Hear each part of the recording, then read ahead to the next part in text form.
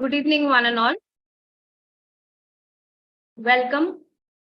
It is my pleasure to invite you all for this one-of-a-kind event, for a one-of-a-kind competition. Unfold 0.2 is a design competition that explores the possibilities of parametric technologies. Through this design competition, we envisage the combining of new digital design and fabrication technologies with traditional hands-on building techniques that will help designers gain more insight in the strengths and weaknesses of their designs. This design and build competition is to encourage parametric design ideation and digital fabrication that can lead to exciting new possibilities in design and architecture. A forum where architecture students and professionals can research and experiment using cutting-edge technology with an agenda to endure until design transforms into reality. The entrants are expected to deliver a futuristic design proposal of an architectural element that enhances the space. This competition has been a brainchild for architect Krishna Leelamurthy sir and his team from Folds Design Studio, Mumbai. Architect Krishna Leela Krishnamurthy sir is an architect based from Mumbai with more than 2 decades of architectural design experience.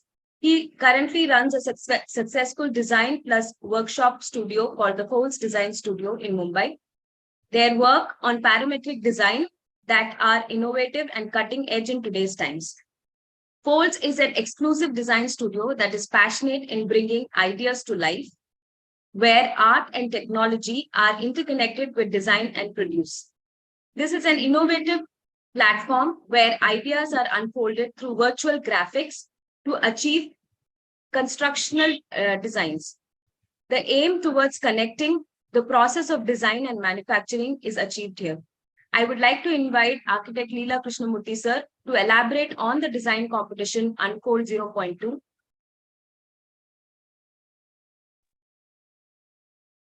Good evening all. This is architect Krishnamurthy from Folds Design Studio. So I will give you a brief about the competition. So this is a competition which we are making sure that whatever you guys are going to design, we are going to build that. So the whole concept is about a design and build competition using digital tools and the technology. Okay. So the whole idea of this competition is not to build too many or too huge things, but it is about a product which has a build volume of 128 cubic feet. So which is approximately 8 feet by 8 feet by 8 feet. You can change the dimensions and build on your own. It could be an architectural element or an interior element, which could be like a kinetic structure, which could be a facade design, which could be a furniture piece, or it could be anything belonging to architecture. The whole idea of this competition is for the winners and the participants to understand the process of designing and also the process of execution techniques. So I'll let over to Prithvi again to introduce our panelist. Yeah, Prithvi. Yes, sir. So let's start with today's event. And without further delay, I would like to introduce our first speaker, architect Chantel Martin. And architect Chantel Martin is a multidisciplinary architect and a generative designer that works at intersection of mixed media and architecture. She has worked with various international architecture firms such as Zaha Hadid Architects, Anushka Hempel Design, and Bernard Khoury Architects. Her generative design agenda is highly influenced by art, geology, media, cinema, and music. Chantel has been teaching in various institutes such as UCL, Bartlett School of Architecture, Design Morphine, and Middle East Architecture Lab since 2020. She has recently participated in international exhibitions such as Gallery Fractals in Paris and Venice Biennale in Italian Pavilion. Blending her long experience in architectural design and knowledge of design tools, Chantel aims her exploration at alien landscapes, linear formations, and digital strata that lie on the threshold of spatial chaos and structural continuum. Welcome, ma'am. Welcome to the program. Thank you very much. Hi, everybody. And thank you for the whole team of Folds Design for having me over this interesting and exciting competition. I'm super happy to be here. And I prepared a presentation for today just to kick off the inspiration process. I have selected a few projects that I worked on in the past, and it's a bit of a diverse and eclectic background that I have. So I'm very excited to share with you all and hope you will enjoy the process and hopefully get some inspiration to start off thinking about the competition and the project. Okay, and I'm ready to share without further ado. Share my screen.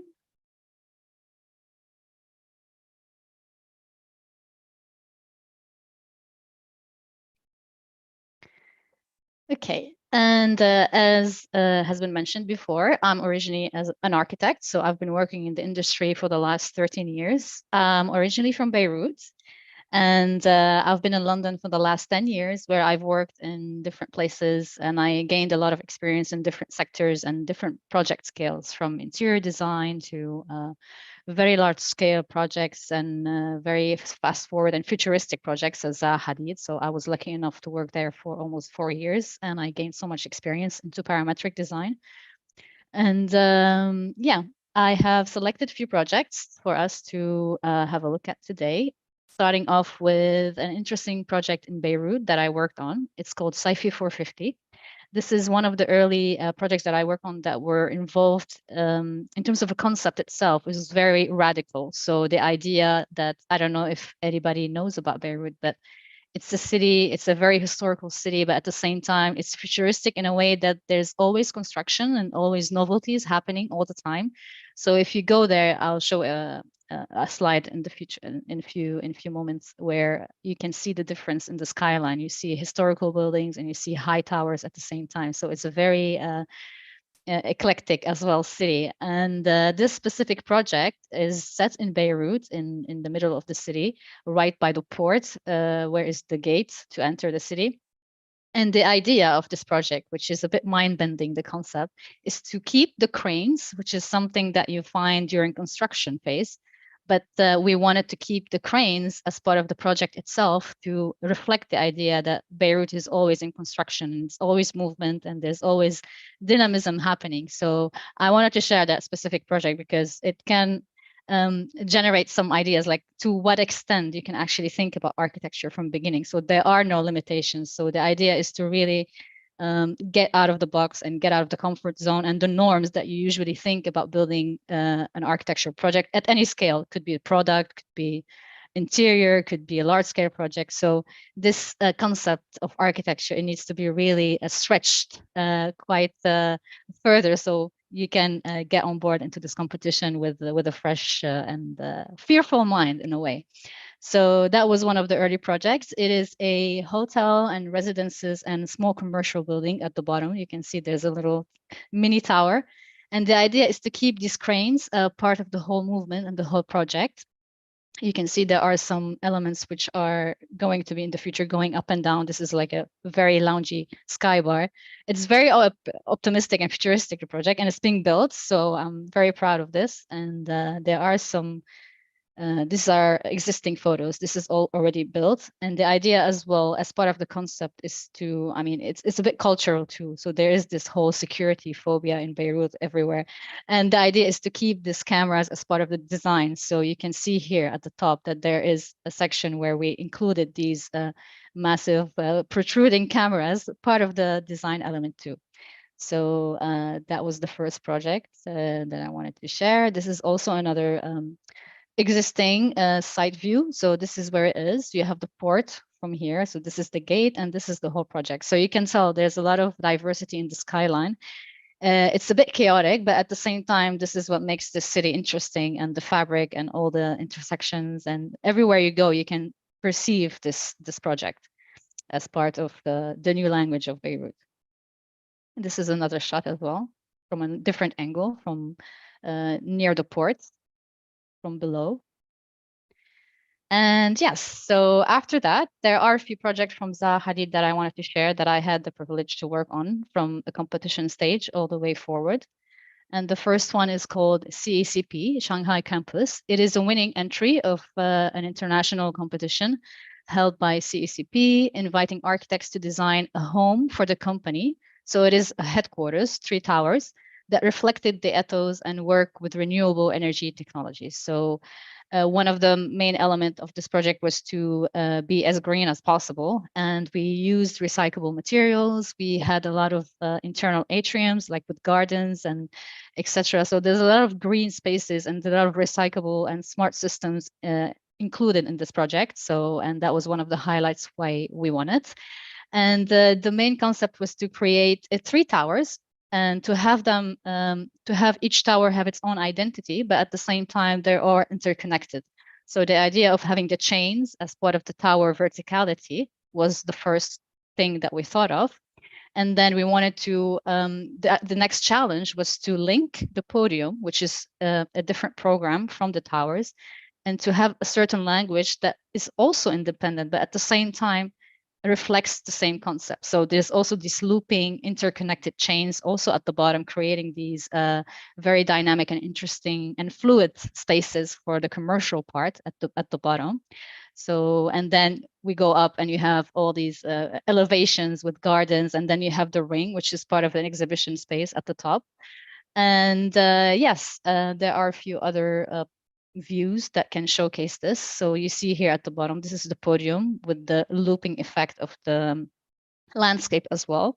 So we wanted to contrast the 2 elements, the 2 geometrical elements that we have. We have the verticality and we have the horizontal element, which is a bit more fluid.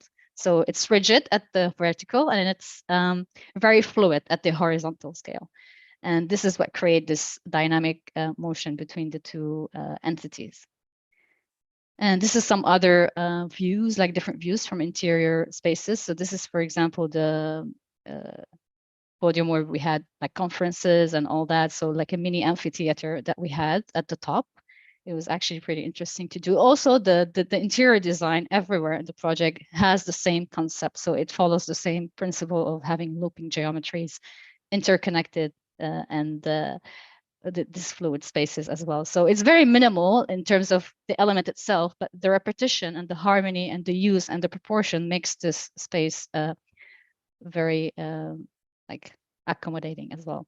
This is one of the entrances at the office towers. This is the main triple height atrium that we had. It also follows again the same concept of looping effects and chains. And you can see the greens coming down and just wrapping around the reception area. And we have also the bands just wrapping around the atrium too. So we're creating these fluid light movements. And this is the very romantic view of the 3 towers overlooking the sunset of Shanghai. And yeah, that was one of the main projects. It's now in construction, and it was an interesting follow throughout from competition to getting to the design and winning it, and now it's on site. Another interesting project is Noria Tower in Cambodia. This is a competition as well. And it's still there. We don't know if we have won it yet, but this is one of the main projects too I had the pleasure to work on. It's very daring. You can tell that the tower is massive compared to the skyline behind it.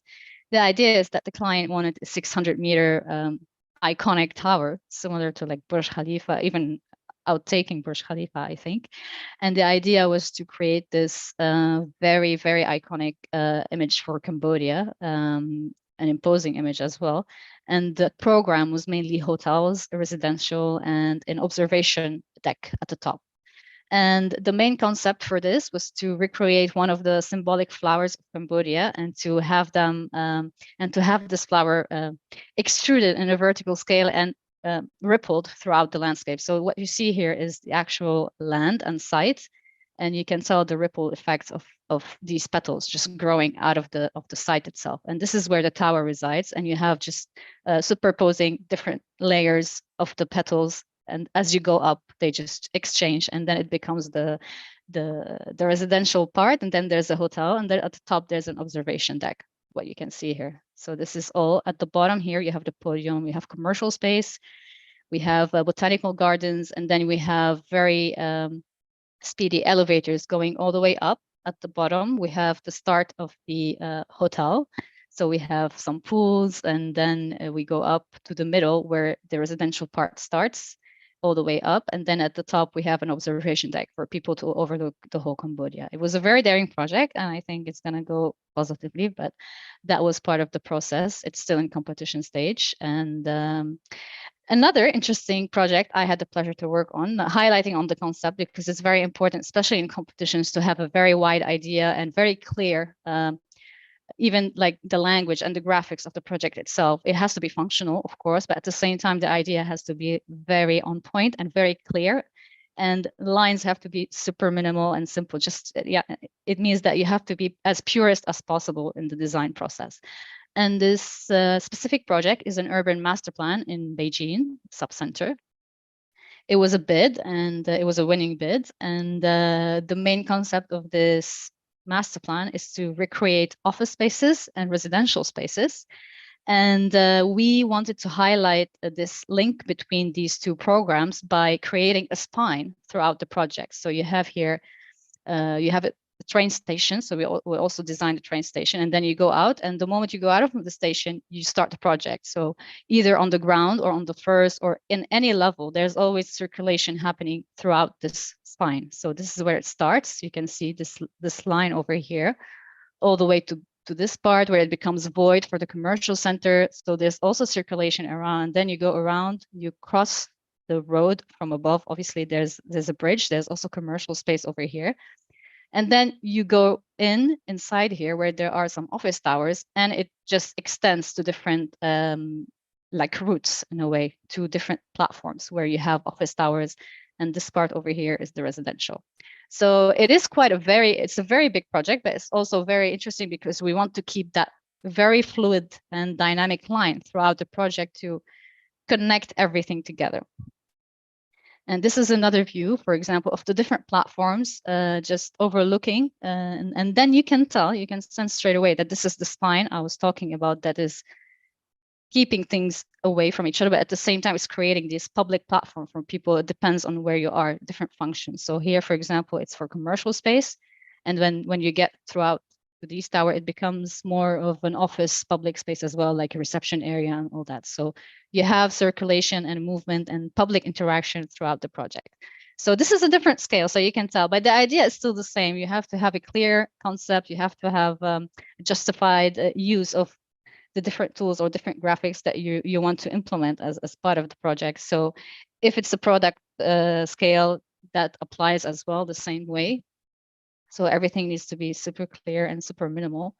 And this is another view as well. So this is a bit clearer because you can see the whole project. So we have here as well, we have another spine. This is the circulation spine that is just separating everything, but at the same time connecting everything. And then it goes all the way down as a platform over the river over here. Same happens to this side over here. So this is the main spine.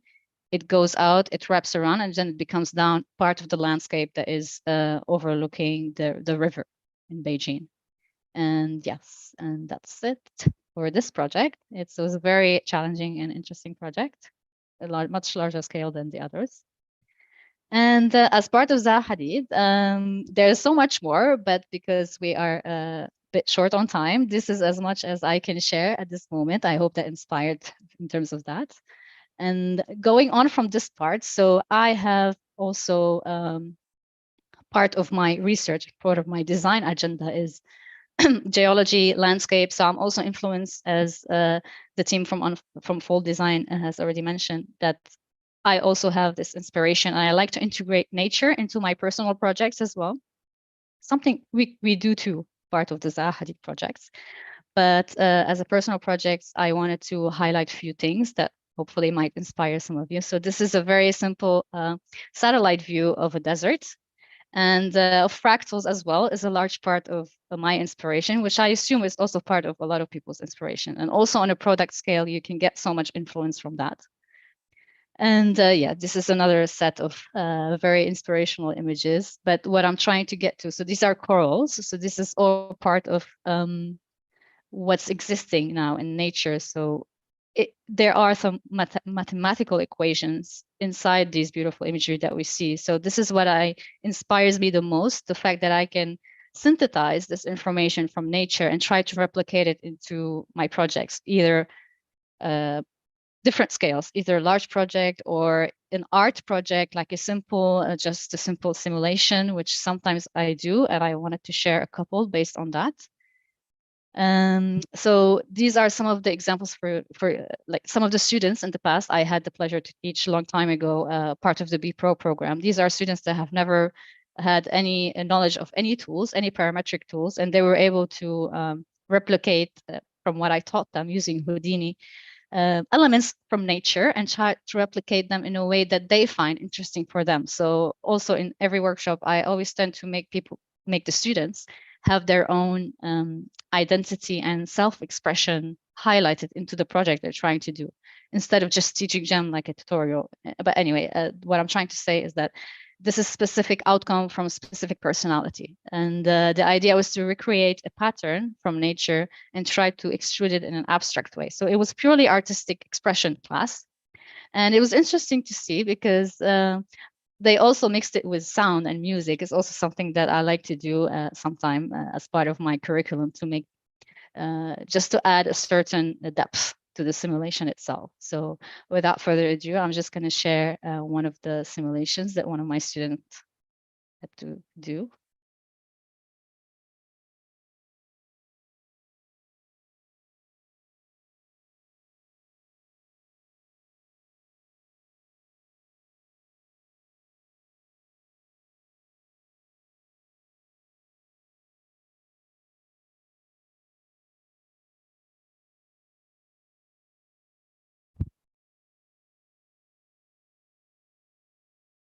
It was only 30-second simulation. The idea was to recreate elements from nature.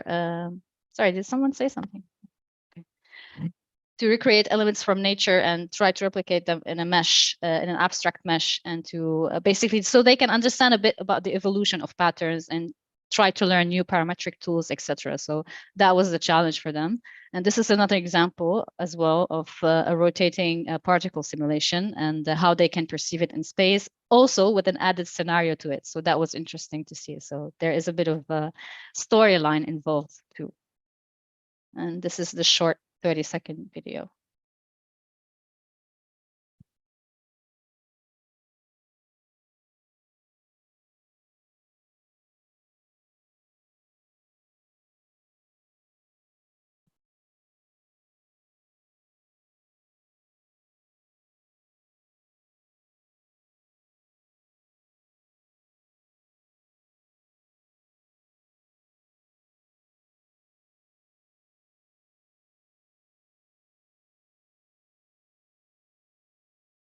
Okay, and moving on from the academic part, this is also some of the simulations I've done as part of exhibitions, stills and exhibition. And the basis of the creative process in these ones is the elaboration of a digital material, the capture of a virtual mutation, but which will eventually be transferred into a physical artwork.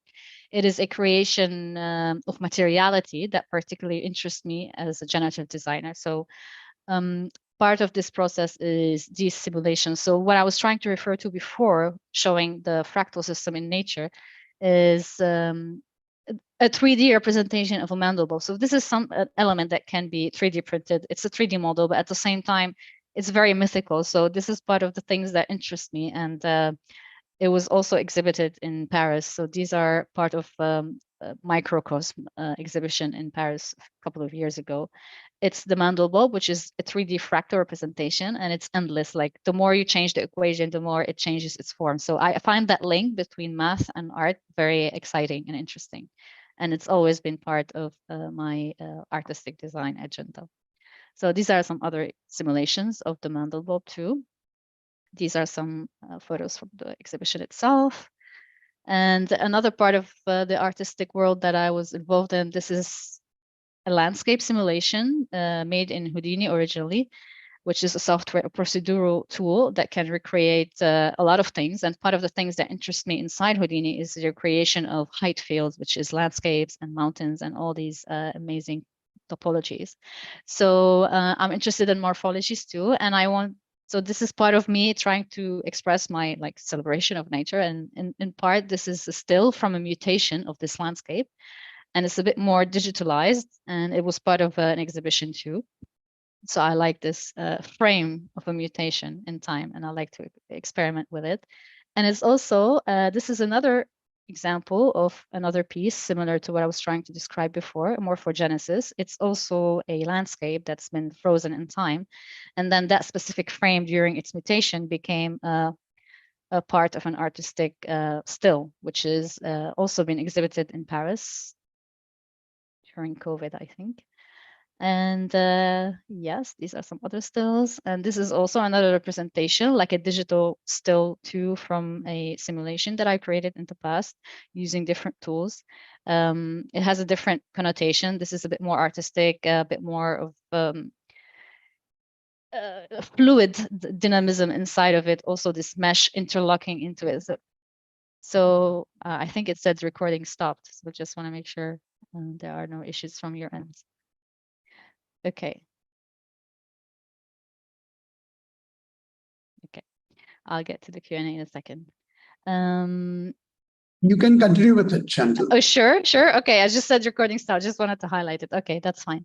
So this is also another part of the stills that I was recreating in the past. These are some stills from a simulation, and it's also been exhibited in, it was an NFT. It was also part of the Venice Pavilion from morphologies and time looping through time. So it was all part of the same concept with other artists. And going on from that, so another part of the inspiration I wanted to share, it's like what everybody's doing right now, which is, I cannot not include it, which is AI. I know there's a lot of speculation about people getting involved in AI or the role of AI in their architectural world, or how much it's going to take out of architectural world. I think it's just people just, there's different opinions. I completely understand and I accept all of the opinions, but at the same time, my personal opinion is it's a tool, and it's the future too, in a way. I'm afraid to say it, but it is true. And you just have to either jump on the wave and try to get as much like power possible from this amazing tool, and try to control it in a way, because the more you use it, the more you control it. But it's not going to take over the role of an architect at all. It's actually doing the opposite for me at this stage. It's aiding the architect to visualize things they weren't able to do before, or concepts, or merging things that you wouldn't be thinking if you were modeling on a Rhino or any other modeling tool. You wouldn't be thinking about that there are some concepts or ideas that when you generate them through AI from your own words, what you're trying to describe from your own vision, the outcome would be something much more exciting, because there are no limitations, because it's such a powerful tool. So you really have to use it to your own benefit and try to control it as much as you can. And it's not going to take over. It's the person behind it who might be taking over in the future. But that's a whole broad, another discussion that we can have at a later stage. But what I'm trying to say right now is that whatever it is at the stage now, so it hasn't reached its full potential, AI. But right now, how I see it is like a Jackson Pollock painting, which is what you see here. It's totally random. The outcome is very randomized, but you are controlling the input. So whatever you're putting in words, or which other tool whatsoever, but I think it's words mostly now. There are some other AI platforms that use something else. But specifically words, for example, for Midjourney or DALL-E, I mean, whatever you're using is your own expression, and what's coming out, it's like a canvas for Jackson Pollock, which is completely abstract and random, but at the same time, the claim that no chance was involved, it is true, because I mean, the way he said it, I'm just going to quote something. When I'm painting, I have a general notion of what I am about. I can control the flow of paint. There is no accident, just there is no beginning and no end. And in these paintings, I want to express my feelings rather than illustrate them. So what we're doing now with AI, we're doing the exact same thing. We're expressing something, and we're getting random. I mean, it's not fully controlled yet, but the more you express in details, the more you get closer to what you're trying to get. And sometimes it might surprise you. So just wanted to highlight this notion. It's a very broad subject, but it's very interesting to see. and to experiment with this tool. So these are some of the very random selections I selected for this presentation. Just some interesting, inspiring, flowing, and interiors that, in a normal basis, using any specific tool that we know, it's hard to visualize these things. For example, I mean, smoke as part of the interior design, that's something that is not really part of the standard modeling tools. But with AI, you're able to perceive things that you weren't able to do before. But it's your own words, it's your own imagination. So it's aiding from that side to see things much quicker and to see things, period. Like to see them in real, like on the screen, on a digital space, to see exactly what you're thinking of, which is something that it takes much more time using other standard tools. So just wanted to highlight this. Maybe it will give you some form of inspiration. And these are some other interior shots from different views using an interesting palette choice for myself. I'm usually very monochromatic, but yeah, I just wanted to highlight these. And this is also an interesting concept on a normal basis. I mean, it looks a bit more like marble in some scenarios. So this is the kintsugi, which is a Japanese art of repairing broken objects. And I wanted to include that into interior design and architecture. So it was interesting to see the results. It's very striking in terms of visuals. And it's something that it's easy also to replicate this using standard tools. So I don't see much difference, but at the same time, the idea became more to life quicker using AI. This is also another notion, which is, it's a bit more on the concept stage. So I would say AI now helps a lot for you to enhance the creativity and to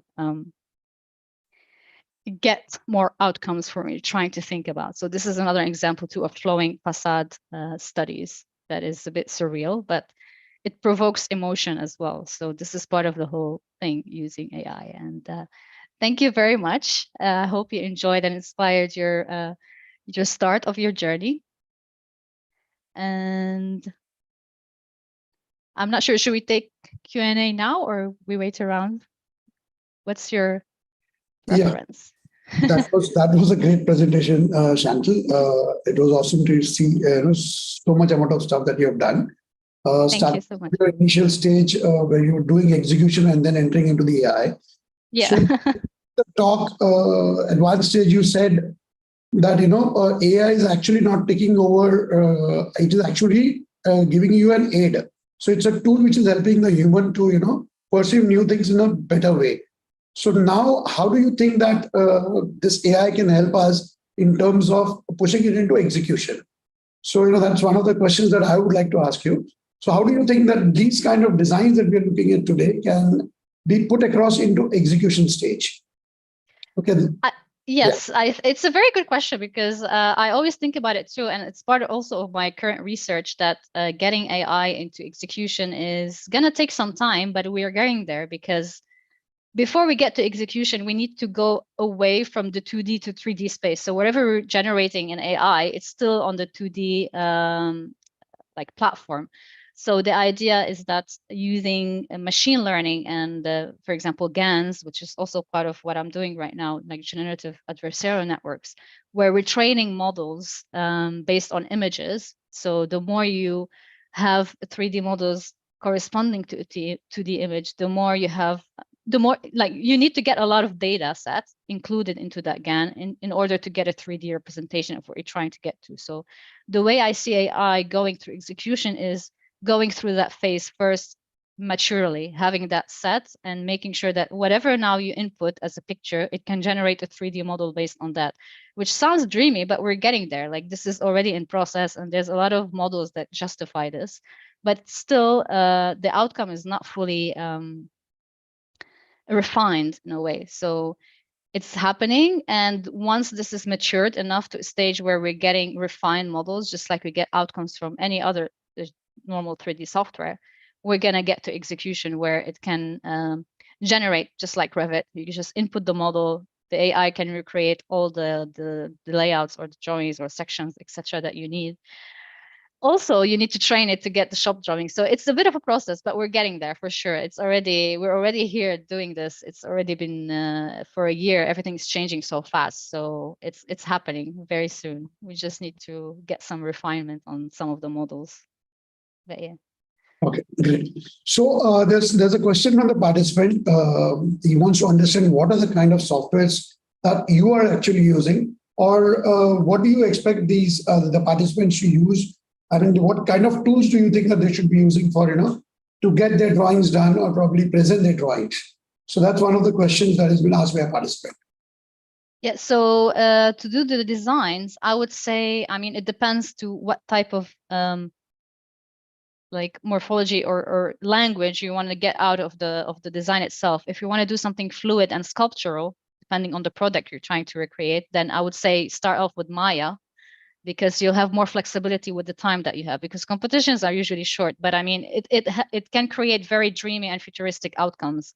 Maya, Autodesk, also Rhino, I would recommend. I'm just being specific, but these are the two tools that I use the most, and I think they're very flexible and versatile in terms of design and also technicalities too. Rhino is a bit more refined, so it's more for rationalizing the initial model that you have in Maya, or yeah, and then take it from there. Rhino, Grasshopper, but yeah, I would say Maya, Rhino is the process that I would use as a first stage. Yeah. What was the second part of your question? You asked me something else that I. Yeah, there's one more question that I would like to ask from my end. All these images that we are trying to see today through the, using the AI tool, they're more fabric oriented. I mean, the projects that we are trying to see today on the social media or on the social platform, they're more fabric oriented. Why do you think that this is something which, everybody is getting fascinated with? Are there any other different forms with which come out with our solutions? You mean like fabric, like flowing elements and things that many of it's them, just many of the images. Why is it a beginning? Because it's something that we're not used to before. Like, we're fascinated by it because that you cannot replicate it in any other software that we know, that we use on a daily basis. So that's why it's fascinating. And even like the scale of things, some people just do, I don't know, mushroom in elevations, and even floral. I've done a lot of floral simulations too. I mean, it's exciting because you see things for the first time that you think about maybe, or you dream about. There's a bit of a dreamscape involved into the design that you're creating. So that's why it's just mind-blowing, and it's right in your face. Did you ever even think of, making a small mock-up model or 3D print something out from this design that you're trying to create through AI? Have you ever tried? One of them is in the process. So I think I started off with the kintsugi ones. So that's something that I want to see how that's going to pick up, like the break-it points, because that was originally, I've done that last year. So that was the quickest one for me to try to replicate. So it's in the process. I'll let you know how it comes out. But yeah, just a small mock-up of a small section of the wall of the mural simulation. That would be interesting. That's great. It will be very great when you drop in here to India to be with the participants, with the winners especially. So for the live workshop that you're going to do out here. Yeah. So great talking to you, Chantel. Prithvi, would you like to push in some more questions? Yes, sir. So there are some questions in the. There's a third-year architecture student who wants to know, how do we get into parametric design? What are the skill sets to develop, the softwares to learn, etc.? Also, how do we start learning to generate mathematical equations to generate designs? That's one question. So in order to get into parametric design, I would say start off by doing something that you would like to, that you find inspiring and you want to replicate. So, and then find the right tool to replicate it. And this is where you'll start learning, and then you'll start creating your own things. I mean, for me, my own journey was, I started off with After Effects. I didn't even start with any parametric design tool. It was a different approach for me. And then I got into 3D parametric tools and Zaha Hadid and all that. So it's all about your own interest first, what you want to achieve. Like any example, something that you saw or something that inspired you that you would like to redo or regenerate, or try to understand how it was built. This is the first learning step, and then you will get to learn it and explore more, and this is where you would start to grow more and try to just develop things more. And what was the second part of the question? Mathematical equation. Yeah, how do you generate mathematical equations? I mean, I, for example, use Houdini for these specific fractal systems. So Houdini is another procedural design tool, a bit similar to Grasshopper. If everybody is familiar to it, I think most people know more Grasshopper than Houdini. It's similar concept where it's also based on Python code, but you don't really need as well to go super intense into coding. You just need to find what you're trying to understand. So if you want to get into mathematics, you have to understand Python language, coding language, to be able to understand that and generate it into a 3D form, just like, just Grasshopper, Python, and any other coding tool. Why do you want to choose parametric architecture than other? It depends what you're trying to achieve. If you want to do something that is generative design based, or you want to create something in a much more efficient way, or just like parametric design will help you create much more design options than any other tool. So this is the thing. And you can change one parameter and have a completely different outcome. So this is the power of parametric design. That would be my short answer. There's another question as to about the competition. If the participant can participate alone. Krishna sir, would you like to elaborate on that? No, this is a group event. We need to have 3 participants, which is a must, because it's end of the day, it's a group event. Individual cannot produce things. So we need to have a team at place. So then only you can participate. So I'm extremely sorry to say that individually you can't participate. We need a team. Okay. So Chantel, it was I'm sorry. Right? Yeah, we can go for one more question. I've received one question. As a parametric design is growing, how can we incorporate urban and architectural qualities into this parametric process? So especially focusing on how can it be used in urban context? Sorry, can you repeat that? As a parametric design is growing, how can we incorporate urban and architectural qualities into parametric processes? So they are asking if how can we incorporate parametric design in urban realm? Oh, in urban realm, I think that's a good question. I think you can replicate using parametric design different aspects of a city building. Like if you have your own data set, or I'm just talking, for example, in terms of Houdini, you can recreate cities in moments just like that. If you already have the data set up, you can just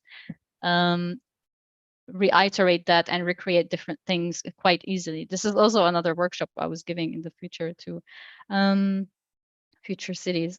But this is how I see it. It's just you can, but you need to build time to recreate the library or the data, and then when you have the actual library itself, just a module basically. If I want to explain it in a simpler way, if you have a module of a building or any other part of an urban landscape or urban fabric, with parametric tools, you can regenerate this urban fabric much quicker. So you can control the base, but using different parameters, you can recreate with the same module. So it's a bit more of creating cities on a large scale. But there's a lot of other items involved if you want to create more like infrastructure and all that. That also comes in place using parametric tools too. But that will be my hopefully that answered your question.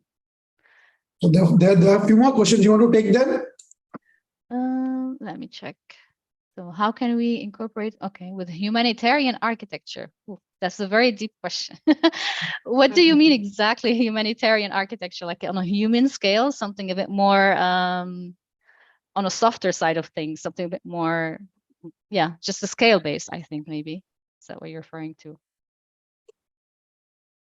It will become more on the interior scale if you want something a bit more humanitarian architecture, or just not very clear on the humanitarian part. How parametric is really involving in materiality, like for flexibility, harmony. I mean, You saw some of the examples that Chantel, I'll just read the question sorry. so Yeah. that the attendees know what the question is. The question is how parametric is really involving in materiality, like for flexibility and harmony. So I think they trying to ask how is materiality and the flexibility connected with the parametric architecture?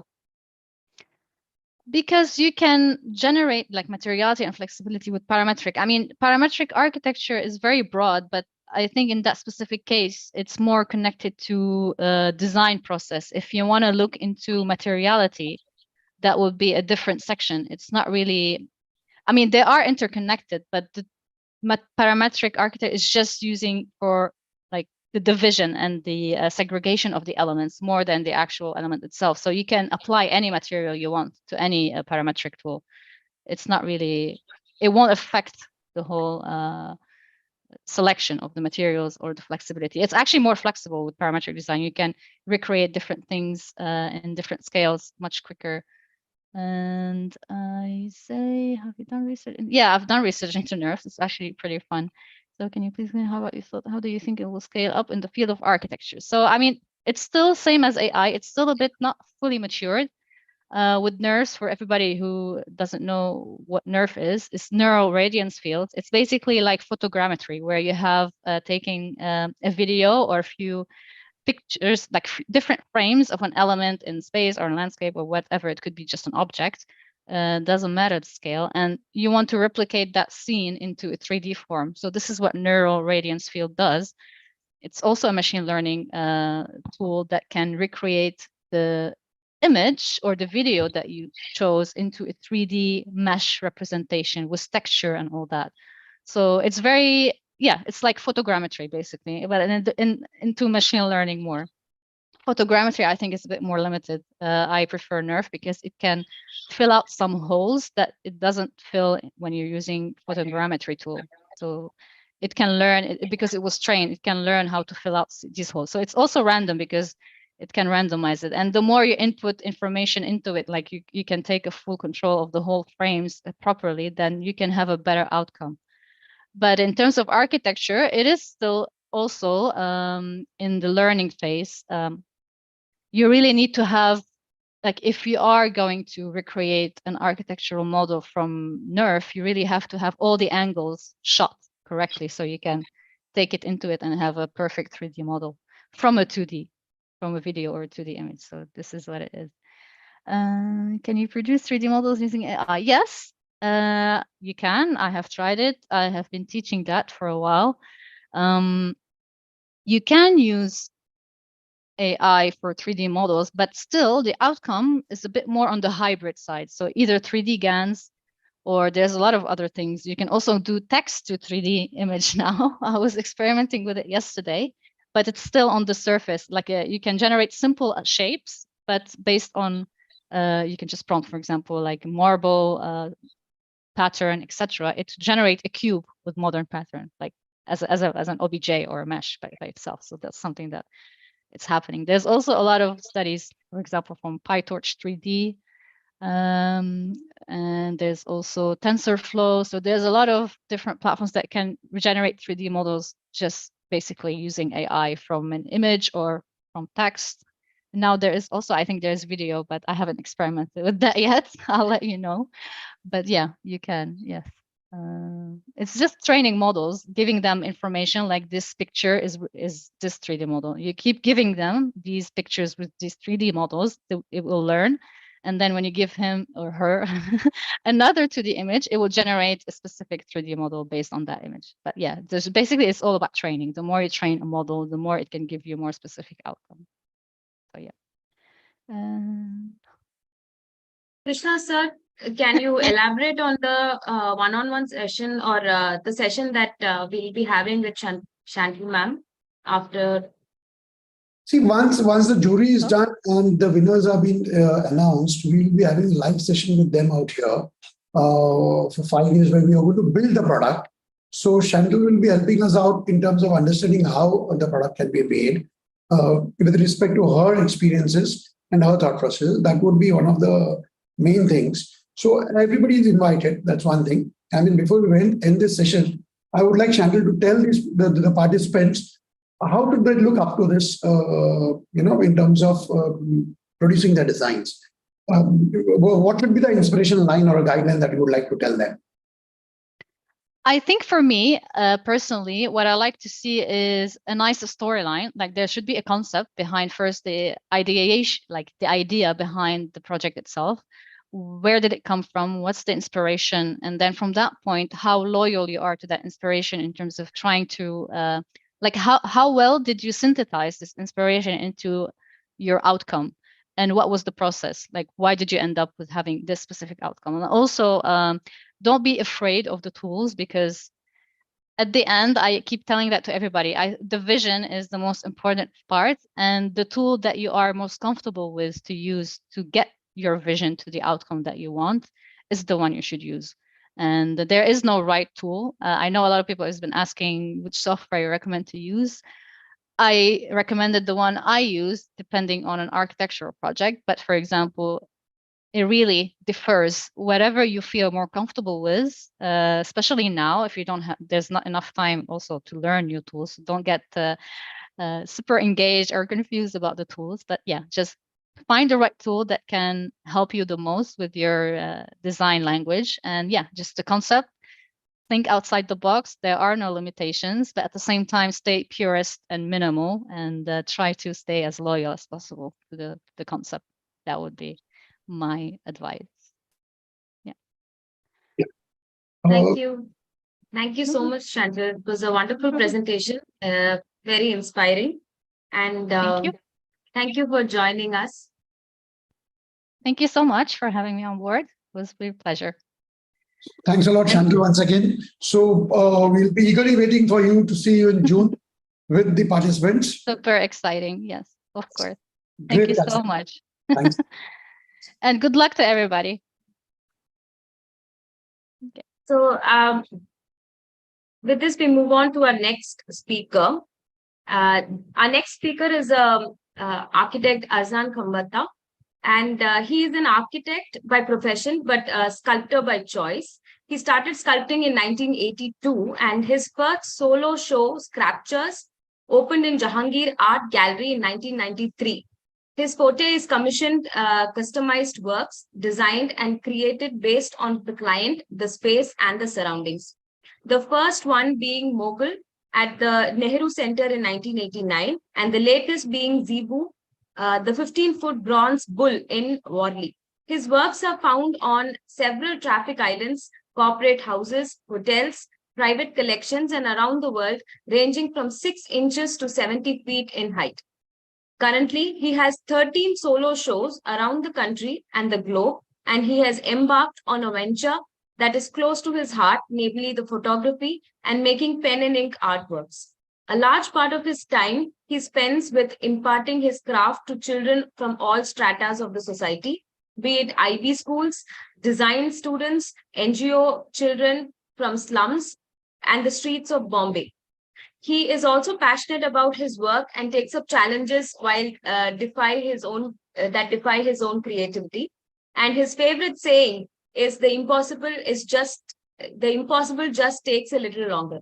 Welcome, sir. Welcome to this program.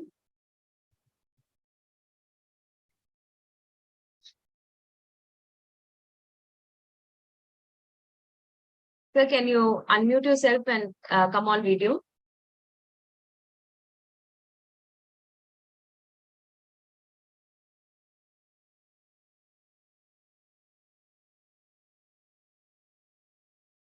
Arjun, sir?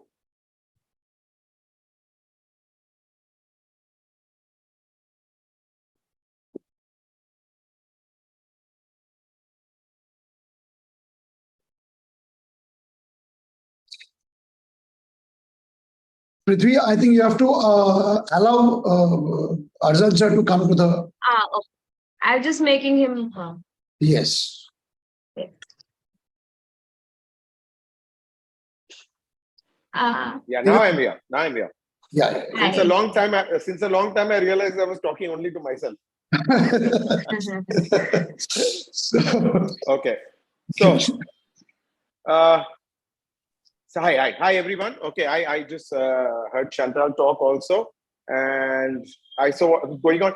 Krishna, what do I start with? Tell me. So basically, I've got a couple of slides of my work ready.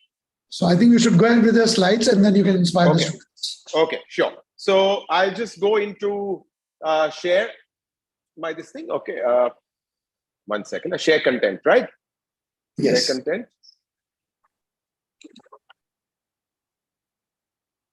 Give me a moment. I'm not very good at this. And I can go to my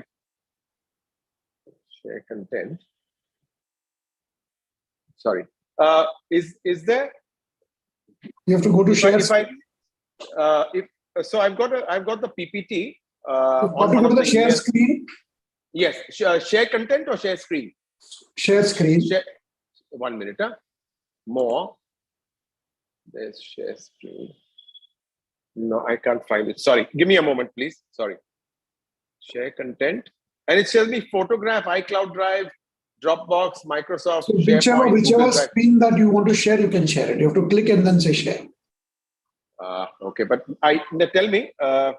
So I've got my PPT ready in the. It's in the email which I've opened right now. So how do I get to that? Go to So you can just send it to us. We'll share it. Okay, can I do that? I'll email it to you right away. Yes. Sorry, Yes, sir. sorry about this. Hold No, on. no problem. Hold on. I'm so iPads bad are a at little this. tricky. Yes. 1 minute. I'm gonna send that to you. Hold on. Okay. I'm just forwarding it to you, right? On which email, Krishna? Hello? Yeah. Which email do I forward it to? You have Prithvi, just give him the email ID, no? Prithvi? Yes, sir. I'll put it. Can you just dictate it to me? Can you dictate it to me, please? Or you can put it on you put it on Folds Design Studio.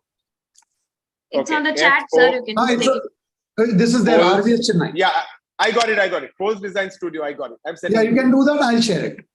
I'm sending it to you right away. That's that. Okay, it's gone. So in the meantime, I can come on and talk to this. Okay, Yes. So, okay.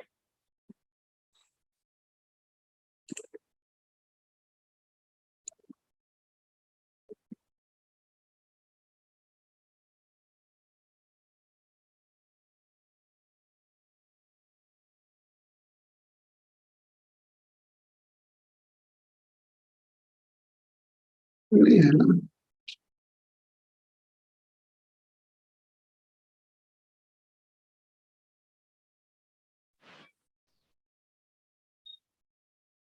You can hear me clearly? Yeah, I can hear you. I Sure. have not received the email. It's Okay. 1 minute. Let me just check it out. Sure. So basically, in the meantime, I can start talking to the students? Is that Yes, okay? yes, of course you can talk to them. Okay, sure. So basically, I don't know if you know, but I'm a sculptor. I've been working since past 40 years now. I'm an architect as well.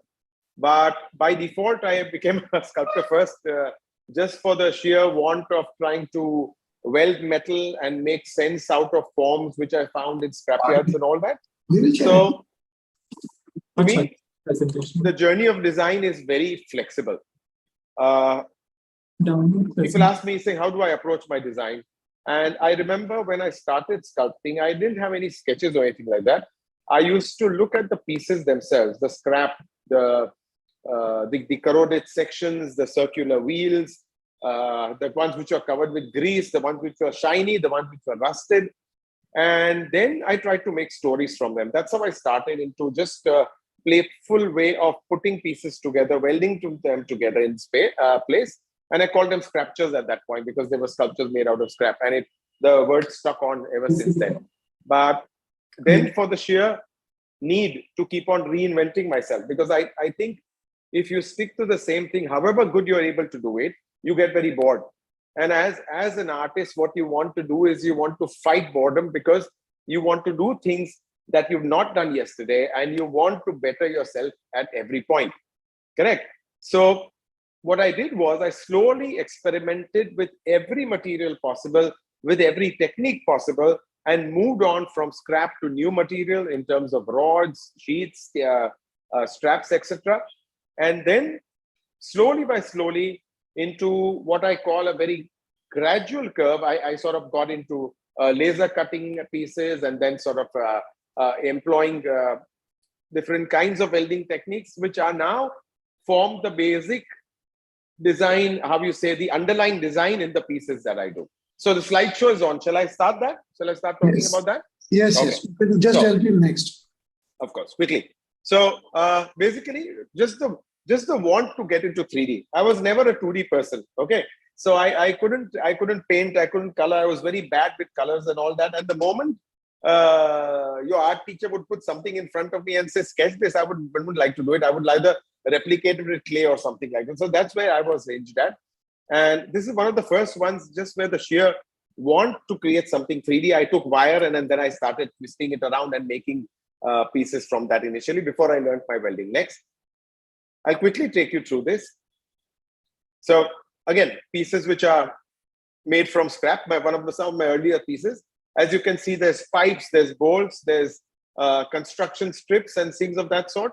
Things which sort of, anything that excited me, I would pick up and I would start welding them together and make stories from them. Next, to me, force is very important in a sculpture, in a design, and also in buildings. Why not? Anything which sort of showers out in one direction, like the wings you see here, denotes a lot of force and it pushes the subject in the other side. I had done a study where I compared certain buildings to this kind of with this kind of design ethos. Next one. One of my new favorites, it's a stainless steel elephant.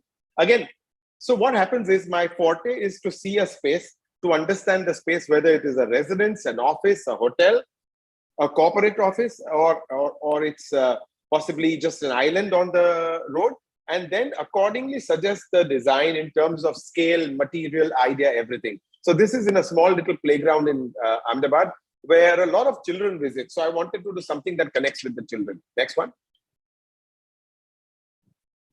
Here, this is at the traffic island in Bombay, in Worli. And again, if the only interesting thing about this, what I like is, it's basically a zebu, it's the Indus Valley bull. It's a 15-foot bronze sculpture. And if you see from the hind side, from the hind legs to the front, it changes in its format. So it's about 75 years of the bank, which starts with the literal form of the bull. It goes into the machine age with the rivets and all that. And then it comes into these cut facets like the modern age. Next one. So again, just a very playful work. I love doing that. And all our artists, everyone is supposed to think out of the box, correct? So you look at those two figures. I was given the niche to design. I said, nowhere am I putting this my figures in the niche and sort of compelling them to be boxed in. I actually wanted them to break out of the niche, which was very much against the architect's idea, but I wanted to do that, and that's what I did. Break out of the box, break the boundaries, go further and experiment as to what more you can do with design. Next one. The flamingos at Sivri. They are 16.5 feet tall. Normally, I don't color my sculptures, but I did on this. Number one, because of the pink color of the flamingo. Number two, the area is so drab and dusty. It is the back road of Sivri, which connects your Asiatic Library to King Circle directly on the back road. And there's no color there on the roads there. And I wanted these to shout out. And that's why I took them to 16 feet height and sort of colored them this way. So every piece demands a certain finish. Every piece demands a certain scale. And it all depends on the location as to where it is and what the purpose of that piece is for.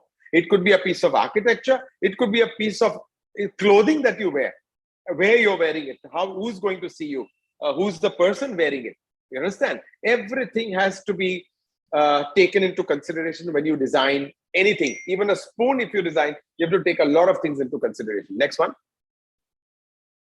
One of my largest works called the Orb. This is hanging in Pune. Just to give you an idea, 25 feet diameter, made out of 360 pieces, hanging from about 500 cables. It's about 3.5 tons. Next one. Just to give you an idea of how it was constructed. You see that? You see the human scale there? Now, here, the interesting part was the design of the sculpture was very simple. I had to just sketch out stuff like that and sort of do sort of dark and light shades to suggest the panels. The making was also easy. You know what was difficult in this sculpture? The reason I'm saying is how much you have to think when you're creating it. The difficulty in this was completely taking it apart in the studio and assembling it at site. Every piece had to be labeled with codes. Every piece had to be sort of so beautifully sort of selected, done, and we had to actually make platforms at every interval and then start coming down, hanging from the top.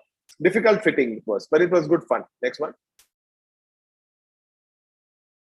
One of the pieces at the university, again, a place where the children are going to see in the park. It's called Over the Rainbow. And I love my cantilevers. So you see, it's about an 18-foot cantilever, 15 feet tall with these children jumping over the rainbow. Next one. When I was introduced, I was told, they told you my favorite saying. It's called the impossible just takes a little longer. And it actually is that way. You see that little human pushing that big orb. So you understand scale. If the human was bigger, it wouldn't make sense. The human has to be so small that the task that he's handling has to look gargantuan. It has to look almost impossible, but not impossible. Next one. And so to me, one of the main things in a work of art or in a building or anywhere, when you go to a restaurant, there are some restaurants where you go for to eat only one dish. And why is it so simple? Why is it so important that you go there only for that? It is because the chef has got a secret ingredient. That little secret ingredient, that extra bit in a work, always propels it forward in terms of design. I would definitely look for that when I'm looking through your works. And what is that little extra that you put inside, which has sort of given your work more importance and more meaning? Okay, now, just to compare it to my works, what I do is I title my works with punny titles. So for example, this fellow is surrounded by technology and it's called Techno Notice of the World Around You. So besides the piece, besides seeing the aesthetics of the piece, besides seeing the form of the piece, the title also plays a little extra role. And the person who has the sculpture feels proud that there is a little more to this piece than only seeing it that way. Got it? Next one. I've just assembled a few of these to show you. Moving ahead. Again, with a pun on the word head. Moving ahead. I love showing people working. And if you see all my sculptures, they're all jumping about. It's a reflection of the artist. A lot of people have complained that I don't sit in one place for a long time, but that's the way I am. And I love sculptures showing people working. So this one's called Moving Ahead. Next one. Again, it's a self-portrait. If you see, he's welding my name, A-R-Z-A-N. It's called Making a Name for Himself. Again, a punny sculpture. Next one. Fan following. Very simple, correct? But besides the aesthetic, it's the title that does the trick. Always give that little bit extra. You know, one thing I keep on telling my students when I lecture them is that the St. Peter's Cathedral. Okay, when you come up close to the St. Peter's Cathedral, the door is 12.5 feet tall, not too tall for a building of that size. You're purposely squeezed into a small area, and suddenly when the door is open, you come into that gorgeous large space, which resonates of light, organ music and all that. And this is a added, that little masala, which I call that little added bit, which gives that importance to the building. That is what I want to see in a design. Next one. No news is good news. I hate newspapers. I've stopped reading newspapers since ages. So this is my take on it. Next one.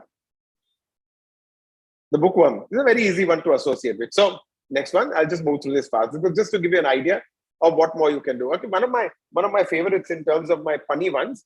This one is taken from the Sistine Chapel, the creation of Adam, where God gives life to Adam. So what I did was I put Michael Jackson in place of God, and in place of Adam, I put Jennifer Lopez, and I call it Michelangelo, which is the name of the artist. Next one. The Vikrant, one of my very important sculptures. So what extra goes in a piece is a story.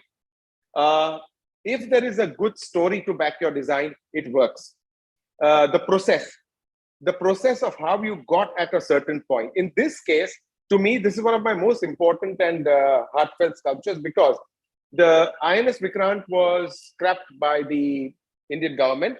The people who rode on the ship, the people who fought from the ship, felt extremely bad. They actually told me that they felt that their mother was being killed, you know, literally when it was sold per kg of scrap. And the fighter pilots got together pooled in their own money, bought the scrap of the Vikrant, gave it to me to make the memorial. So there's a story attached to it. A story is very important also in your design. Next one. One of my nearer ones, I just finished it 3 months back, just to give you an idea of how a residential sculpture works. And this one is actually a part of it is a storage unit, which I designed to hide some stuff inside and all that. It's called a family working together. It's called Together, only that. And it's just people striving and living together. And just to give you an idea of the chasms, the facade and the facets, and how you can mix materials to give the right kind of effect to something. Next one. One of my optical illusion sculptures. I love playing with science. I was terrible in school in science, but I work visually. So if you see my cantilevers, people ask me, how do you calculate this? How do you calculate that it doesn't fall down? I don't calculate. There is no physical numbers which are put in front of me. It is a visual calculation, and I can very confidently say that I can give a structure tremendous strength and make it literally stand on one toe. I've done 30-foot pieces which stand on one toe. It is done visually.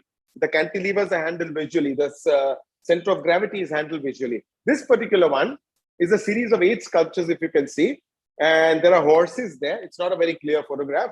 And the thing is that they act as different sculptures by itself. You can walk in between them. And when you see from the little circle at the end, next one, what you get is a man riding a chariot with 4 horses. Okay, very bad photograph.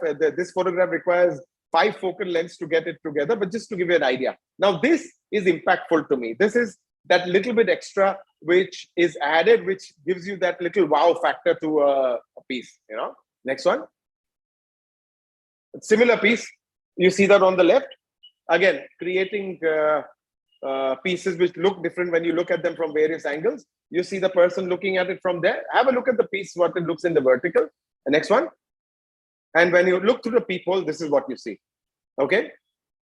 So just as an idea, Ganeshas are very famous amongst Indian clients. Everyone wants one at the entrance. And I do different forms of it. But this one I did in the form of an optical illusion, completely like that. Next one. And that's it. Before any one of you gets bored and looks like that figure in the photograph, I want to end. Thank you very much. Thank you. I hope that gives a good idea, Krishna. Yes, yes. I mean, that 1 minute, I'll just hold on. Yes, sure. Yeah. Yeah, that was an awesome presentation, Arjun. I mean, you have been a mentor to all of us for so long. An architect entering into a different mode by itself and creating different art pieces. That's an awesome journey that you have.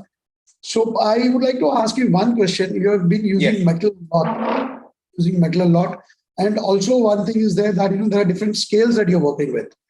But the most important thing out here is you're using technology at a different level rather than the digital level that you're looking at, the software level or something else. How do you think that two can be married together, if at all you want? I think it's a very valid thing. It's where we are headed.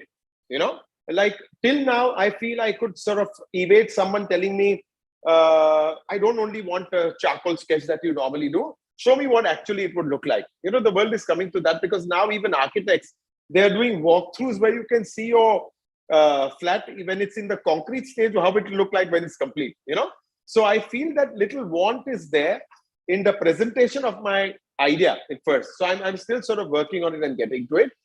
And also what I feel very important is that on the other side, clients do realize, and they see the kind of work that you've done till now, and I show them what sketches I have given clients in the past and how they have understood as to how it would look like.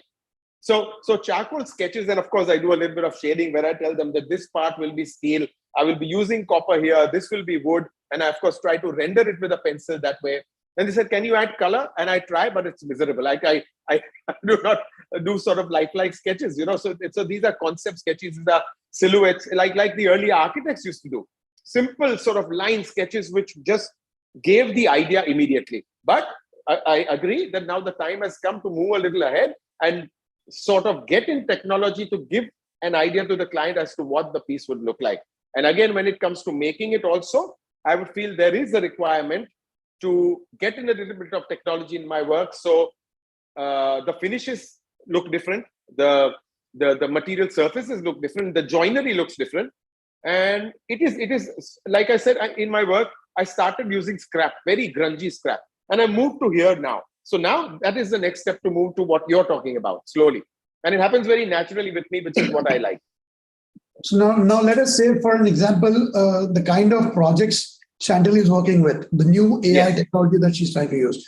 If let us say that, we have these kind of designs given to you to build, then how do you Yes. think that you're going to attempt? How do you think that, what is the kind of the material that you think that you should be looking at? The fabric designs that we're looking at, or probably the unconstructive design, the nature of the designs that we are trying to build through AI or softwares. How do you think that they can be, brought into existence? Oh, What will be your take? I'm very partial towards metal.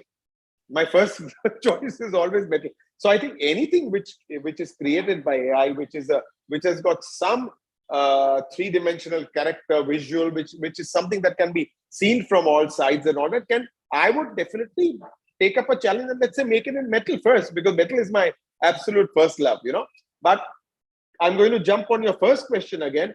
Now, what I would do is there are a lot of people who are working with styrofoam these days, and your 3D printing, which I don't do, but that's something which can be integrated, and your AI technology can probably duplicate that very well from machine to machine directly. But if I was to come in as an artist, I would see those visually and actually create those forms with metal, sort of literally going back in time, going back to the earlier tools to create something that has been created on AI. So it's like using a new technology to ideate something and then using the old tools to again fabricate something like that. Great. Are there any questions, Prithvi? Yes, sir. There are a couple of questions. We have, how do you select your materials in a residential context? Have you considered using scrap in a residential context? And how do you think the clients perceive that in terms of maintenance, durability, or even the show of it? Usually clients want new materials and are not open to using scrap. Okay, so I started with scrap. In 1982, I started working with scrap, correct? And I had no issue in people taking scrap sculptures for the residents. They found it unique. When you have a piece in your house which is unique and someone sees a powerful horse, someone is drawn close to it, and then they see that it's made out of nuts and bolts and construction cables and twisted wires and all that, it gives it more importance.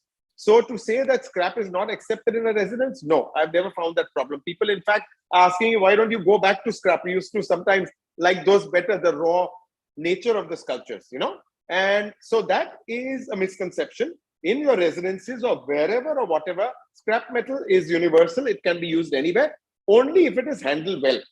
It has to be handled very well.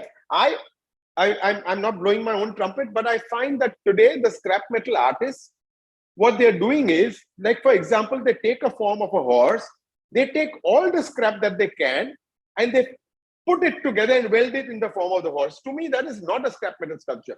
What a scrap metal sculpture to me is where the form of the scrap, where the shape of the scrap takes a precedence. That is what forms the design. It's like if I found a piece that actually, there was a piece in the old Premier Padmini out of a Delco, which looked like a dog scratching the back of his ear. And I made a small piece from that, so it started from that.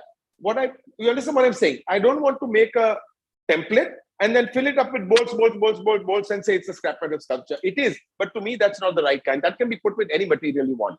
Okay, so scrap metal is a very appreciated material because people are looking for something unique. Now, coming to the first part of your question as to what materials you consider in a residence, I give wood very high priority. I give my iron a high priority, and I give copper, something that lends a little warmth, not steel. Generally, I stay away from steel unless the interior demands it. There is just one piece I did recently at a house in Delhi, which actually I saw the space and I said, this warrants something which is like reflective steel. And I did something which was like a molten lava coming out from the wall and chromed it. But that was a requirement because the house was that way. But generally in a home, I would stay away from very reflective materials. I would go for slightly warmer, duller materials wood would be my first choice for a home because it's nice and warm. Also, I would not take something that has sharp corners. I would put that in a corporate house to show a lot of power. I would take something which is soft and lyrical in terms of its curves and all that, something that the owner can actually run their hands over and feel that piece, So softness is very important when it comes to a home, being cozy, warm, comfortable, something that they can live with. There is another question. This is a parametric based question, but they're talking about design. So, in order to make a parametric design in concrete reality, what if the purpose and metaphor of design are not aligned together? Is it okay to leave? Yeah, that's the question. So, perfectly okay? I mean, every design problem will give you a solution. So if there is an issue and if there is a misbalance in something, it is perfectly okay. It has to be taken in your stride, and then you design the best that you can. You see, it's like this. When we were in college, when we were in architecture college, and we used to grumble sometimes at the time given to us to give them a design. They said they would have a class today, give us a brief and say you come with the design in 3 days. Okay, and we would say that who does that? In 3 days, and it's when you're students, you're sort of thinking over the top. You're thinking of absolutely phenomenal, fantastic structures and all that. But the thing is, in reality, you'll actually be given those 3 days. It's a tough world, and if there is no balance between the two, I think it is your job as a designer to find a median and work it out. I think that is the trait of a good designer, to take every stone in his way and turn it into a positive point and come up with a good design.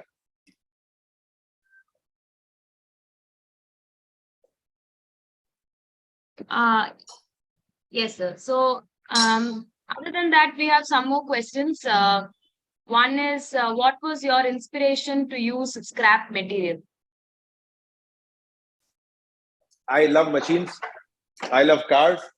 I love a wheel that moves and turns the other wheel, that in turn turns the other wheel, in turn drives a piston.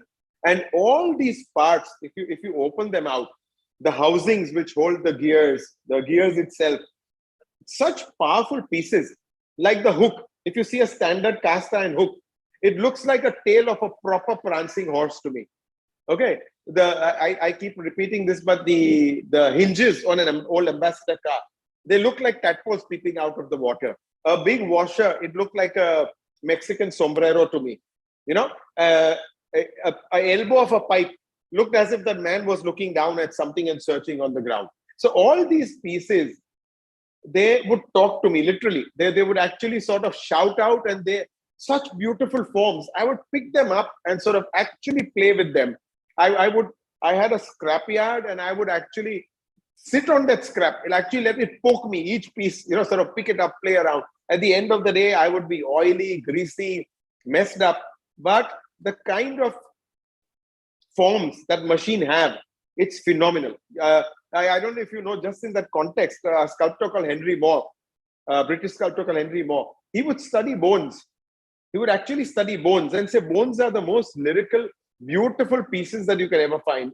He has done so much research on the hip bone of elephants, on the skulls of elephants, and he has used those curves, those apertures that are there in the cranium and everything to form a part of his sculptures. So it's, I think, something that caught my eye. Scrap was sort of so inviting to me. I still, if there's something interesting on the road, I stop and I pick it up. That's wonderful, sir. Your energy is quite something. So we have some more questions. What is your design process? Do you have a complete idea on what you want to make when you start building your sculpture, or do you get to a design in the process of making it? I work 3 ways. One is, again, coming back to scrap. Like I said, in scrap, I had no preconceived idea. I would see the material and then work, see the forms, and then sort of connect and make a story. Now, most of my work is commissioned, so I have to give a sketch to the client. And once the sketch is given to the client, then you know what the piece is going to look like, what the scale of the piece is going to be. So there, it's very much formed. But I would say that some people say that your design has to be exact as per to the sketch. Fine, that is okay. But don't ever stop yourself in the process that when you're creating, you hit upon something better, change it. If you hit upon something better whilst creating it, whilst molding it, change it. I would go back to the client and say, look, I had shown you this, but this is happening. And I think it looks much better and it will heighten the sculpture better. So allow yourself that. Don't be so rigid that if this is the drawing, I have to stick to this. Then it only becomes a very mechanical process of changing it from a 2D to 3D. You have to leave your mind open to interpretations at every point of time. The material has to talk to you. You have to give something to the material and the material has to give back to you. It's like taking a sheet of metal and taking a blowtorch and heating it. You never know exactly where it's going to go. Twist it, turn it. In your design, you might have done it like a sketch on a cloud with some charcoal or something. But when you burn it, you say, okay, fine, this is coming out well. Let me do this. And I twist and turn and I would incorporate that. And I would sort of sway away from my design a little, only to make it better, but not sort of go back, that way. There's one big one Yes, here. big one. I simply loved your design ideas and forms and the little extra that you mentioned, which is clearly seen in all your works. I would like to ask you that as you have an architectural background and now narrate your ideas through sculptures, have you tried designing a habitable space as a sculpture? As in visualizing a sculpture as a building or something as small as a house? Okay, so I'll start with this. A lot of people have asked me, has doing architecture helped you in the sculpture? I said, yes, definitely it has. Concept. Both of them are 3D arts, isn't it? But I feel that if I was an architect, my theories of sculpture would help me better in architecture than the other way around. But I haven't got a chance to design a building or a house or something like that using my elements because I just completely moved away from architecture. I used to work at my dad's office. Daddy is an architect. He still practices. And the only thing was that the kind of work he was doing and the kind of work I wanted to do just didn't gel. He used to handle huge townships and housing complexes and stuff like that, where the planning and the articulation of the building, the material and all that gave more importance than the aesthetic. So I moved away a little because my thing is definitely more aesthetic. I'm more something that strikes me immediately, that looks good, and then come into the meaning part. So no, I've not got a chance to design a space, but I do keep on looking at my sculptures and I think that, okay, fine, this could probably be like the facade or something. Not entirely, I mean, not every time, but it does happen. There are some sculptors who have actually taken, like Isamu Noguchi, he's actually taken sketches of his stone sculptures and drawn them to a scale where he's drawn the human so small next to it. And he says, this could be the building. This could be one of the Japanese municipal buildings for so-and-so and all that. And that's very much possible, And I have visualized them as buildings, not directly, of course, but certain elements of it, but not got a chance to actually put them in concrete. Wonderful, sir. So we have two more and then we can close. Sure. One is from me. Art has always been a force that propels futuristic art and architecture movements. So what do you think contemporary art is propelling us towards? I think contemporary art is propelling you and everyone who views it to think. Contemporary art makes you ask yourself, makes you visualize, makes you see things which you could not have seen, the artist has seen, and he's put it out there. You see an abstract and you make up your own inferences on it. It is a different thing that the artist himself also has written about his work and what he intends to do and all that. But even if you blind that out completely and you look at a work and the way it talks to you is what is propelling you to see the next work. I always keep on saying that, like when I put out in the public, people say, don't put something which is tremendously abstract. The Indian people will not be able to understand it. Now, there are two major flaws in it. One is that people feel sometimes that if they see art, they have to understand it thoroughly. I would say first, see it visually, let it slowly sort of penetrate into your mind, and then you make the inferences. Don't expect to see it and understand everything about it in one instant. That is number one. Secondly, I feel that if you think that the common people are not understanding art, it is because they don't see enough of it. They have to keep on hitting. So the contemporary art visual has to keep on being seen by them to sort of slowly start understanding what it is about, and then from that they will get propelled into another level of aesthetic discipline.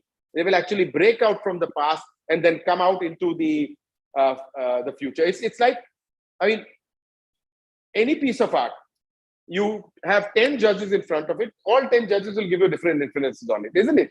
But that's perfectly okay. If someone sees my work and says, I didn't like your work, this is a terrible work, but that other one I like, I'm totally okay with it. But it warrants a reaction. There has to be a reaction to it. An artist loves it when the work is reacted upon. So why is that? Because that will propel the viewer into another realm and then move further and further and further that way. Wonderful, sir. Wonderful. Then there's one more where they talk about scale. Can you please throw some light on scale of a sculpture and choice of materials and limitations as scale increases? There's a very interesting thing about scale. If you see the early Egyptian sculptures, you see the Roman sculptures, you see the sculptures in Vienna, 20 feet, 30 feet, 40 feet, 60 feet tall. That scale was done for a purpose. That scale was there to make the human feel small, look small and feel small. The idea was literally that you look up to that person. That scale was very important because if that sculpture was life-size, the human would look at par with it and think that he is as superior as that. But no, that's not what they wanted. They wanted to grow bigger. I'll give you another idea in terms of this, in terms of your buildings. Walk through New York. See how you feel surrounded by those towers. See the pace of the people walking through. Tap, tap, tap, tap, every morning. There is an electrically charged atmosphere there.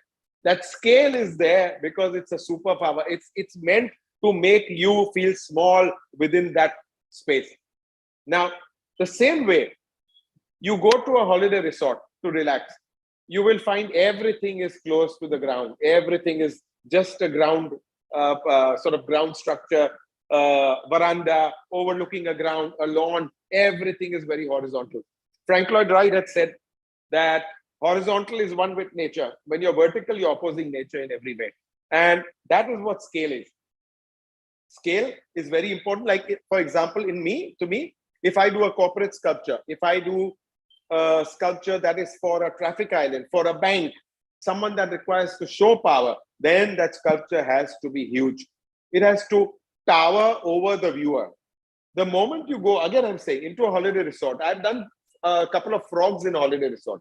Those are only 3 feet tall because you require to look down on them. They have to feel a little cute. They have to feel a little babyish. They have to feel that you're comfortable. You're the one who's got an upper hand and you're looking at these small things around. So you are the measuring factor.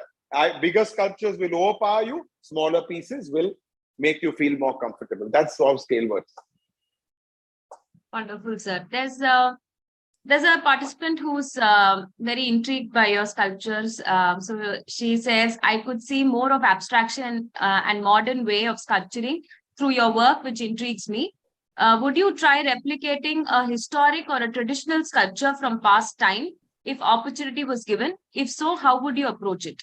That's the question, sir. Oh, I number one, first of all, I try everything. Okay, so I would never refuse. If someone said, make this exactly like this, and if it's not I mean, if it's done with the permission from the person who's giving me the piece, they're keeping all the legalities aside, I would love to do it because everything is a challenge. Everything is a challenge. And I wouldn't hesitate to sort of take, let's say, for example, I love one of the pieces of Picasso, the Picasso's goat, the bronze sculpture. I just love it. And if someone said, just for example, that why don't you replicate that? Not for selling, not for any purpose, but just for my interest as to how the hand has gone over, how the scale has been done, how that little caricaturish posture has come about.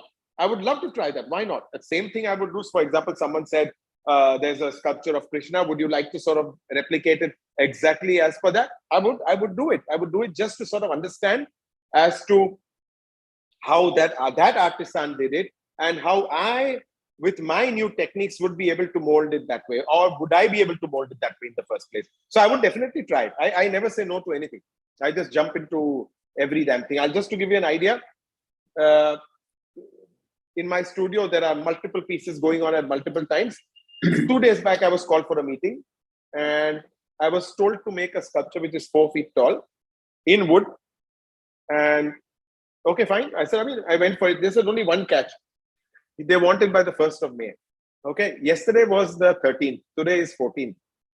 So I went out to the studio. I got all my men together. I said, look, challenges like this don't come very often. It's a 4 feet sculpture. I would have normally told them 60 days for it. Believe me, 60 days.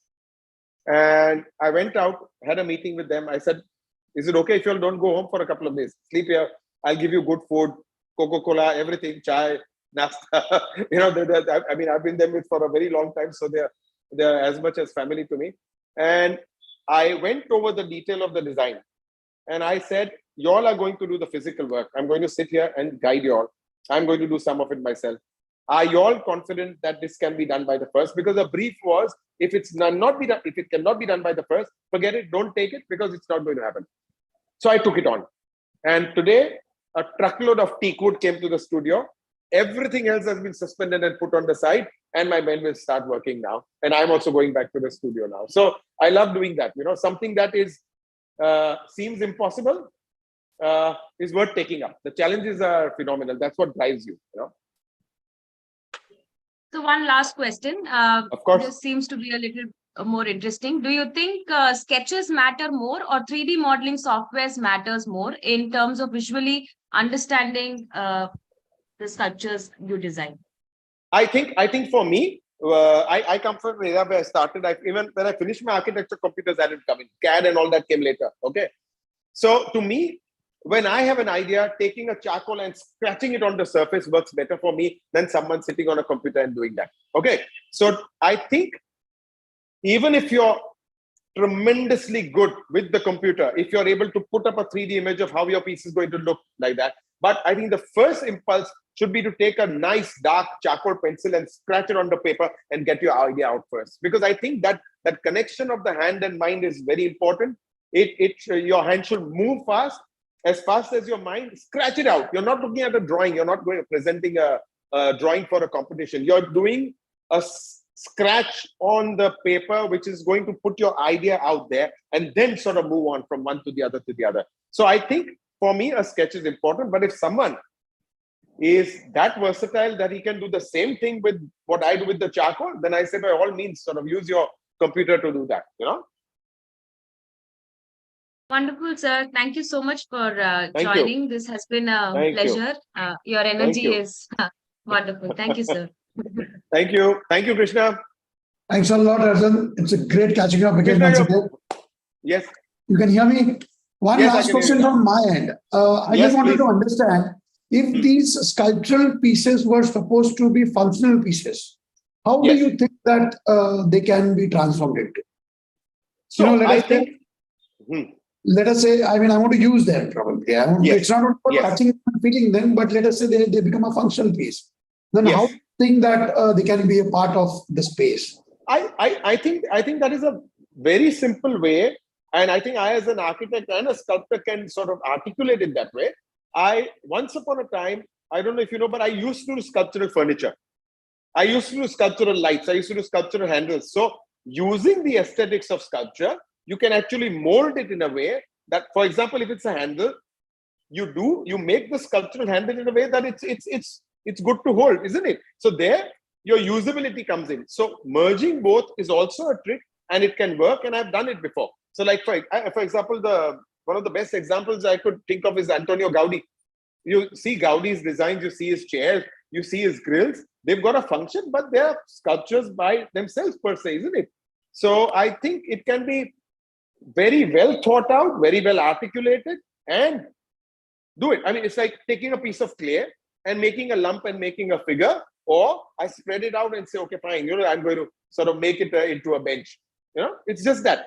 So that little bit of understanding that what I'm going to do, this sculpture, will be physically used for this purpose. You think that way and you mold it that way. You go that way. Great. So what message do you think that you want to give to the participants now with respect to Okay, so Unfold? I number one, I think so I keep saying this, and a lot of students say, we've heard you say it hundreds of times, is experiment fearlessly. Actually, experiment fearlessly. Move into an area of design which is not known to you. So many times we do things because we know it well. Okay, and that keeps us locked in a particular cloud. Like they say, to use a cliche, no miracles, nothing happens within your comfort zone. Move out of your comfort zone, completely go bonkers on something that you haven't tried. Do not be practical at the first step, because the moment you start thinking practical, you restrict yourself. So the first thing to do is completely break all bounds, go way out, do mad things, and then get it closer to your design. And I think that's the way it works, sort of no restrictions at all. So that's lovely. I think it's going to inspire all the participants so that we really get some good designs. And we will also see you for the live workshop here in June. Sure. Yeah. Sure. Super. Thanks Okay. a lot. Thank you. Bye-bye. All the best to everyone. Bye-bye. Thank you. Thank you, sir.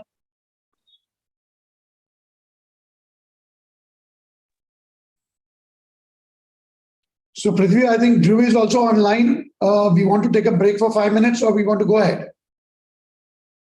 I think we can go ahead, sir. Yeah. So yeah, I'm ready to go. Yeah, that's great, Dhruv. Great. Yeah. So I would like to introduce our third speaker for the day. Boom. It is artist Drew Evans.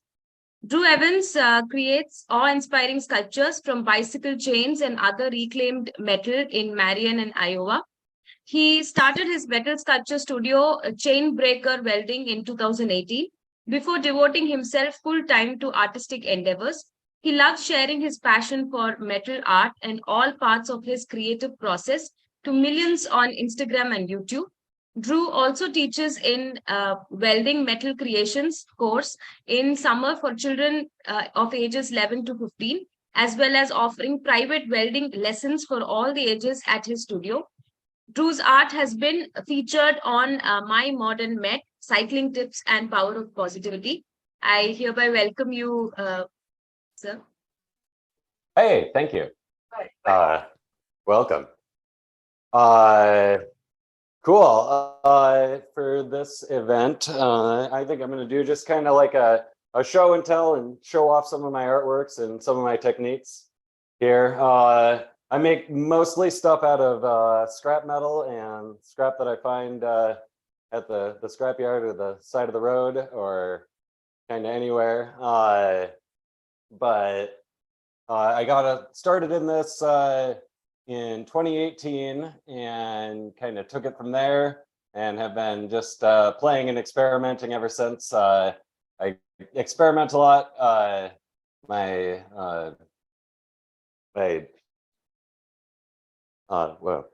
Anyway, yeah, I experiment with my stuff a lot, and then always trying new things with the metal. Yeah. So I can give some examples of some of my artworks here, though. Let's start with this guy right here.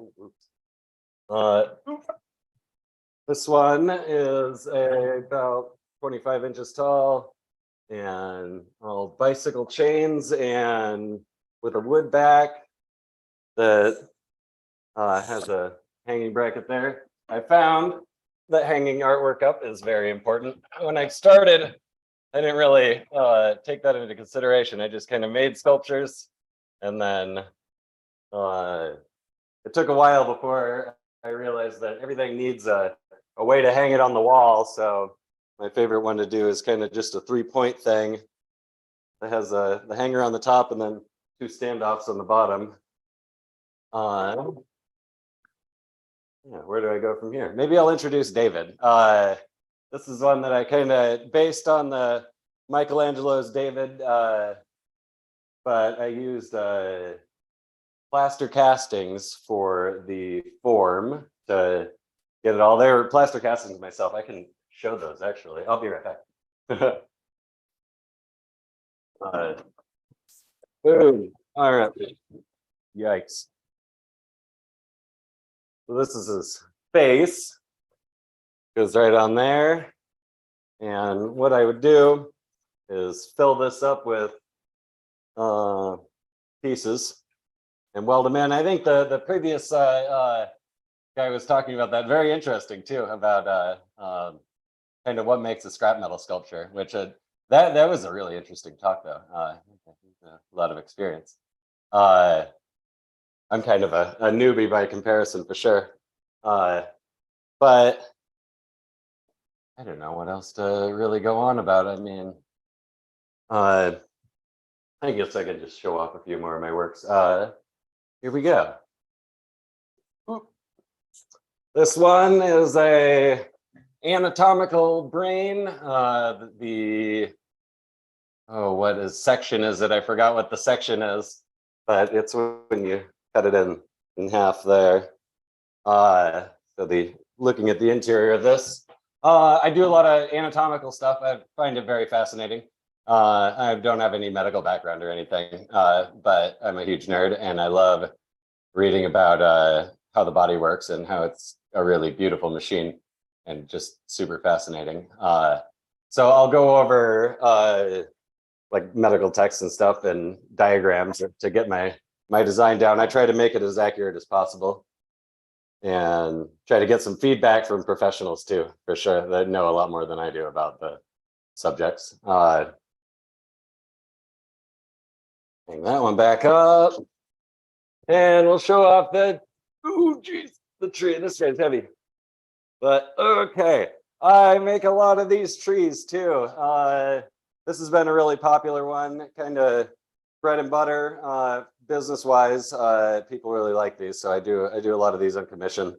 I usually start in the center and then kind of build it out and do it on the table like this, laying the bicycle chains down and then spreading them out. Ooh. And then adding the foliage later. Something like this probably takes about half a week or so. And if I'm really being productive, if I'm not, then longer. Oh, all right. Oh yeah, and I've just this yikes. Setting on the table. I've been playing a lot with polishing stainless steel. It takes a long time. It gives a really cool result though. Polishing will injure your arm if you're not careful too, because repetitive motion injuries are definitely something to keep in mind when building your artwork and stuff. Because yeah, it can take a lot out of you, especially when you're super obsessed with it and you just want to do it all day and sacrifice your body for the artwork. Yeah. All right, I'll give you a little demonstration, I guess, on how I do a bicycle chain sculpture. Boom. Okay, is it focused? Not really. But okay, usually I've got a whole rack of bicycle chains over here. I get my chains from the local bicycle shop. They're happy to let me take away their scrap. A lot of folks are curious about where I get my stuff.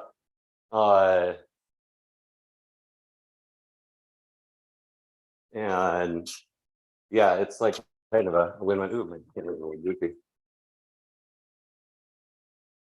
Beep.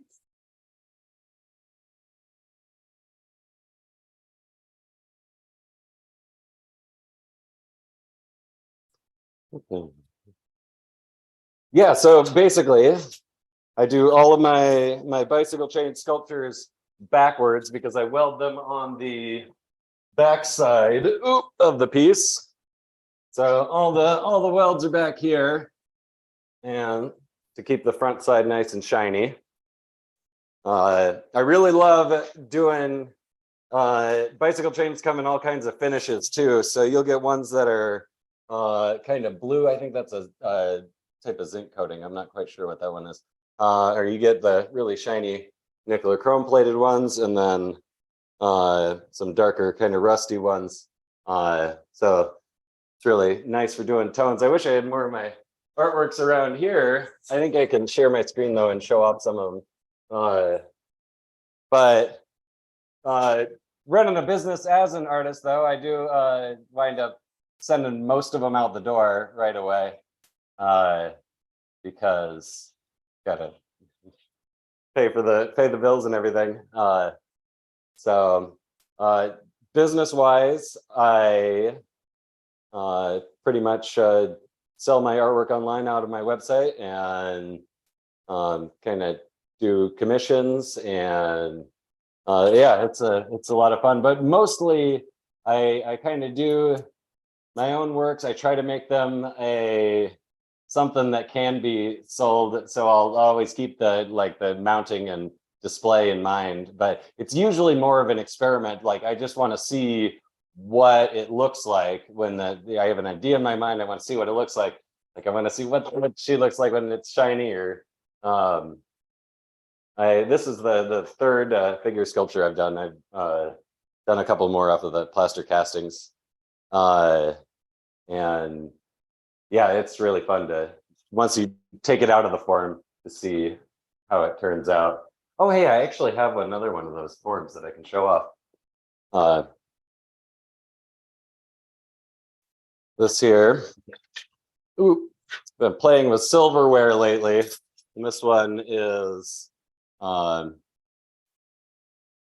form and all spoons and knives in here.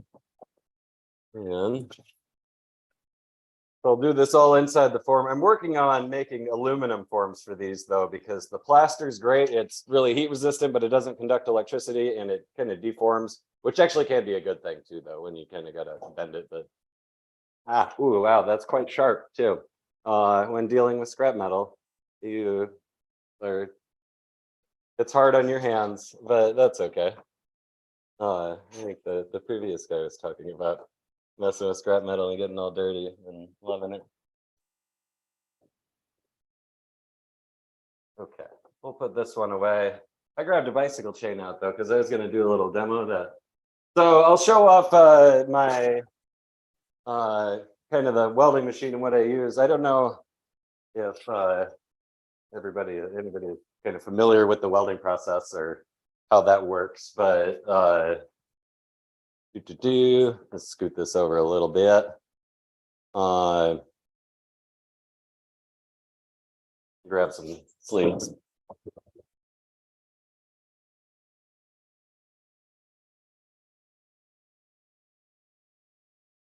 So I mostly use this MIG welder for this.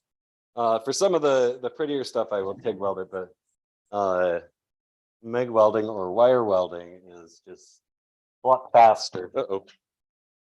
My microphone's getting hitting there. Okay. Boom. It has compressed argon to shield the molten metal. I'll show that in a second. Oh, goodness. Let me fix this. There we go. I don't know if that fan is going to give off too much audio. So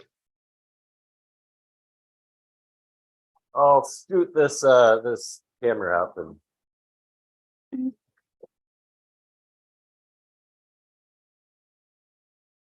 all right, check that out.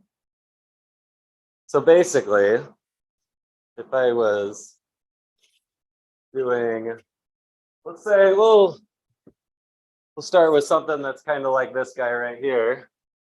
I I'd probably lay out a pattern on the table first. And I really like using the compass for this kind of layout because it's quite quick and easy. So let's say I'm making a flower. Start in the center there. All right, cool. Oh wait, no. I go out here. Make a circle.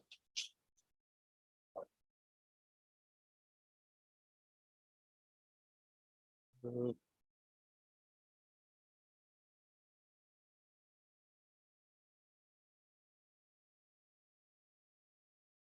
where the two circles overlap. So a little bit of imperfection is fine though in this. Oh, it's a lot of imperfection, I think, but oh yeah.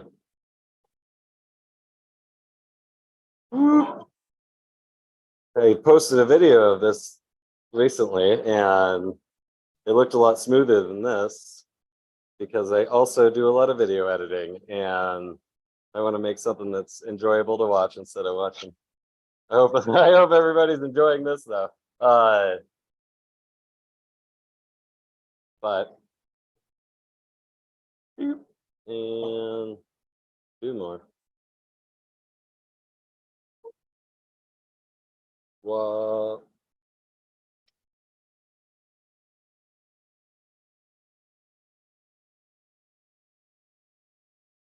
there we go. Okay. So this was kind of where I'll get my start on the design.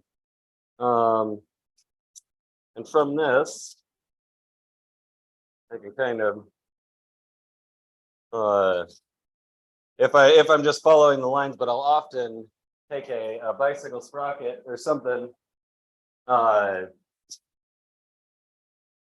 Just give some examples. I won't be able to get too far into this one. That's trying to keep it as simple as possible.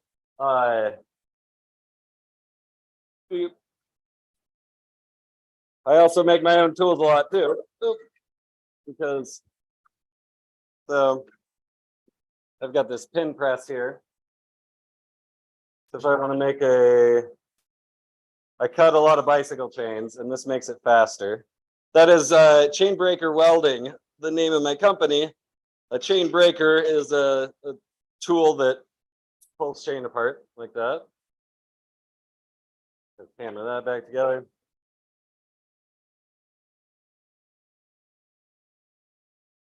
Then I'll often pull these with a cable. I don't know where I set that, so I will use my other tool instead.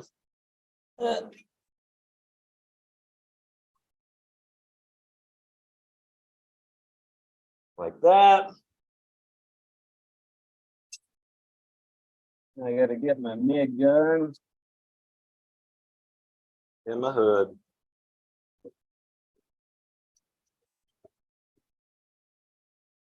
This is a kind of experimental setup. I've never really done a demo on Zoom from my shop. So hopefully everything technically is good and my sound isn't too crazy. I'm sure they'd let me know if it was. Okay, cool. I have a hood on because it makes bright lights, but it won't hurt your eyes over there. Okay, cool. And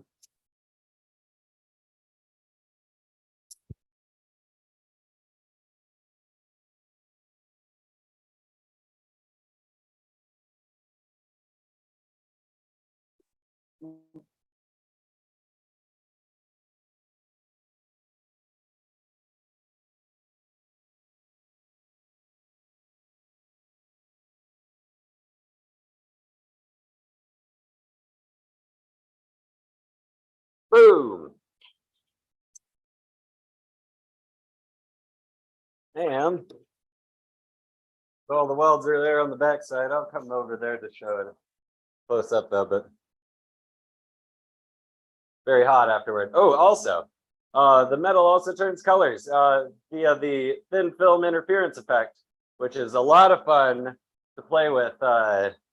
the metal will make an oxide layer on the outside, and depending on the thickness of that oxide, it'll change anywhere from a kind of a gold color to a more blue, and then to a gray.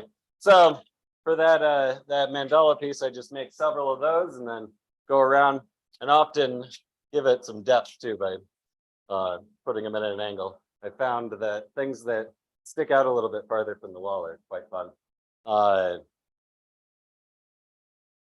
Okay. How long have I been? Okay, cool. So that was that. I got maybe a couple other things to show off. I don't know how much time I got on this, but fix this. Ooh. There we go. Cool. But yeah, that pin press, I made it myself. It's just an arbor press that I put a pin in that is made just for the bicycle chains. Hey, we'll keep it here for now. Okay, cool. Yeah, so that's basically my process, except for many times over with that kind of thing. Just a second, I'll show I guess a couple more of my plaster casted ones. Boom.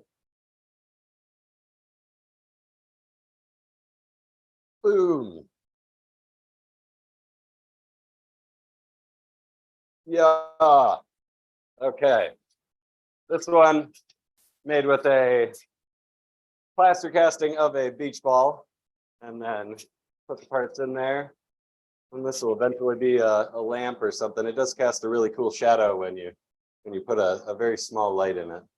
So that one will be something. A lot of my stuff is just experiments though, that like well, the good stuff is mostly out the door. Most of the stuff in here is kind of the experiments that haven't been finished yet or gonna go anywhere.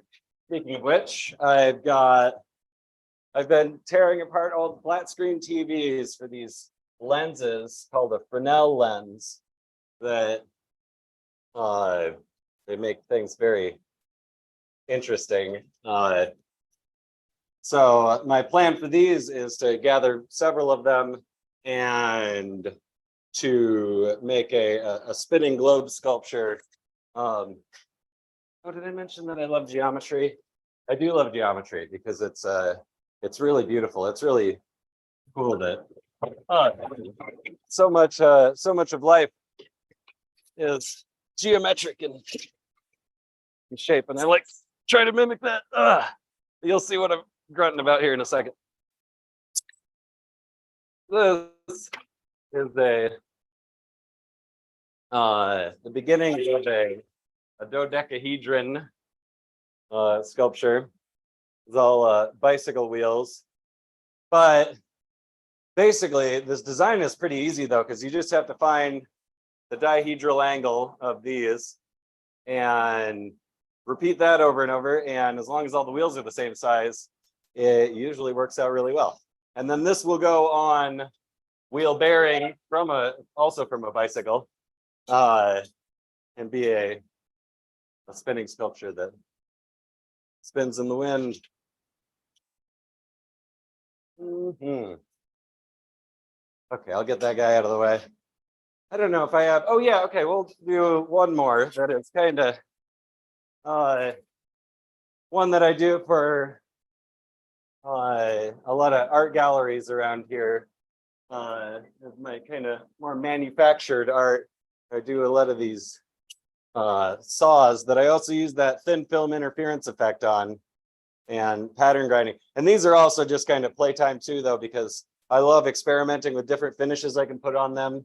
You could do a brush brass finish too. That's really fun. You heat it up and then brush it with a brass wire brush, and it gives it a brassy effect, a kind of a matte brassy.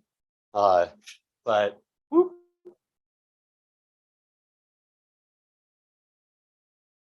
But yeah, I make a lot of these I get a lot of my materials out at like antique stores and thrift shops and whatnot in the scrapyard and everything. So yeah, those are some examples of my artwork and my process. A little bit slapdash, just kind of showing off what I got going on here. I don't know how long I've been going or how long I have, but yeah. Oh, hey, they're creepy. Oh, It Yeah, was a wonderful show and tell. Drew, we have got some questions to ask for you, Prithvi. Yes, yes. yeah. Yeah. Okay. So Yeah. most of the questions actually, while you were showing itself, you have answered. So I would go with the ones which are not yet answered. So one of the persons, one of the attendees is asking, what is the most challenging thing that you have come across while dealing with metal? Challenging while dealing with metal. Yikes, I don't know. All kinds of challenge. It doesn't bend the way you want it to a lot of times. You got to kind of compensate for a lot of things.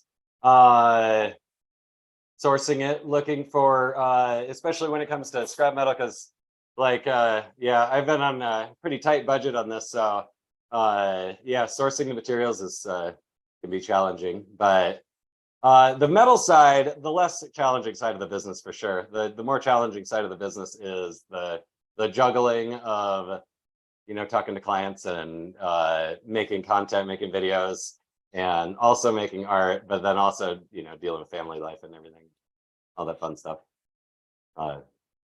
Nice. But lots of challenges yeah. though, for sure. One more attendee asks, have you tried different kinds of metal, or which ones you have been most comfortable to sculpt with? I started with steel and stainless steel, I think, as most welders have. I don't know if I mentioned before, I probably should have given a background. I worked as a welder for 10 years, doing industrial stuff in grain processing facilities and industrial maintenance and stuff. So I kind of started with a more technical aspect on steel, and mostly did carbon steel and stainless and some other alloys. But since I've started doing this, I've experimented a lot with brass and copper are a lot of fun. They give, I think the previous panelist mentioned that too, that brass gives a warmth to your artwork. And yeah, that's a lot of fun. But yeah, exploring different metals. I've been messing with aluminum and pewter and how to melt those. And yeah, I'm a big nerd about metals though, so. Drew, I've got a question to ask you. I just wanted to understand why the bicycle has been, I mean, the gears and the chains has been selected as a core material, which is used in all your sculptures. What was the basic? Yeah, that is a really good question. Yeah, actually, I forgot to mention that originally I started with just doing the bicycle chain sculptures. The first sculpture I ever did was a gate that's still outside my house. That is a big maze of gears and chains, and that got really popular. And I've always been really into biking though, and had a lot of parts around. I ran a bicycle repair business out of my garage for a little bit, and so yeah, that's kind of, and I love they're very conducive to geometric designs, because you can the different number of teeth on the sprocket, you can use those. So like ones that are divisible by 6 are good for this kind of thing. Odd number, prime number ones are kind of good for more abstract ones. So yeah, they're very interesting, kind of geometrically. I like they're fun to play with. So if at all you want to use some other material, what would be that in sculptures that you're trying to do? If it is not metal, or let us say if it's not chains or, you know, bicycle thing, what would be the different material that you would like to select? Oh, well, I do a little bit of woodworking. I'd love to do some masonry too, and to kind of incorporate maybe metal into kind of a brick design. I've done some other stuff on the out back of my house with bricks lately, but I'm really inspired. There's this Grotto of the Redemption here in Iowa. It's the biggest collection of minerals and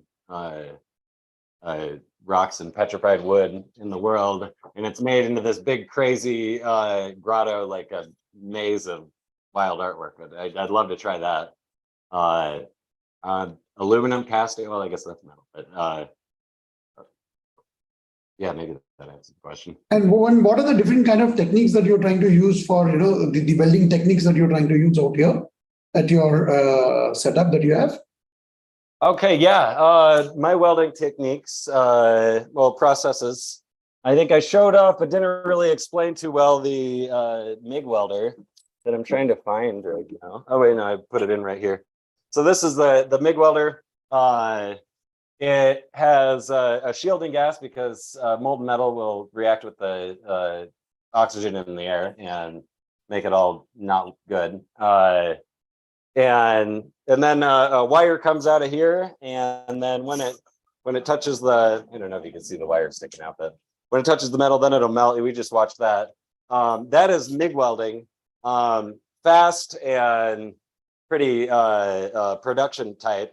TIG welding, I've got my machine over there. It'd take a minute to pull it out, but that is a little bit more clean, kind of. I started doing TIG welding, doing food grade stuff because it leaves a very smooth finish on it without any spatter or little BBs of metal all over the place. I do some brazing and torching. I love doing silicon bronze with the. It's basically like welding, but kind of like soldering too. So what's the largest sculpture that you have ever made, I mean, till now? And what was your experience? The largest sculpture I can probably, okay, let me share my screen and I will show it. And I'll jump over. I had some of these. It'll just take 1 second.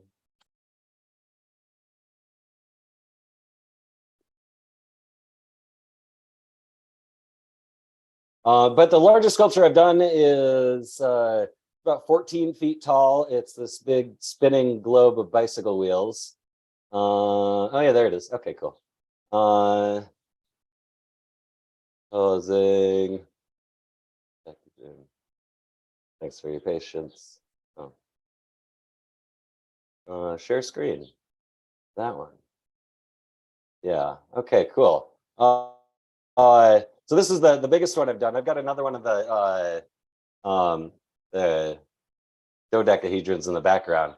This one I did with 60 bicycle wheels in an icosahedron pattern. So each icosahedron is a 20-sided polyhedron.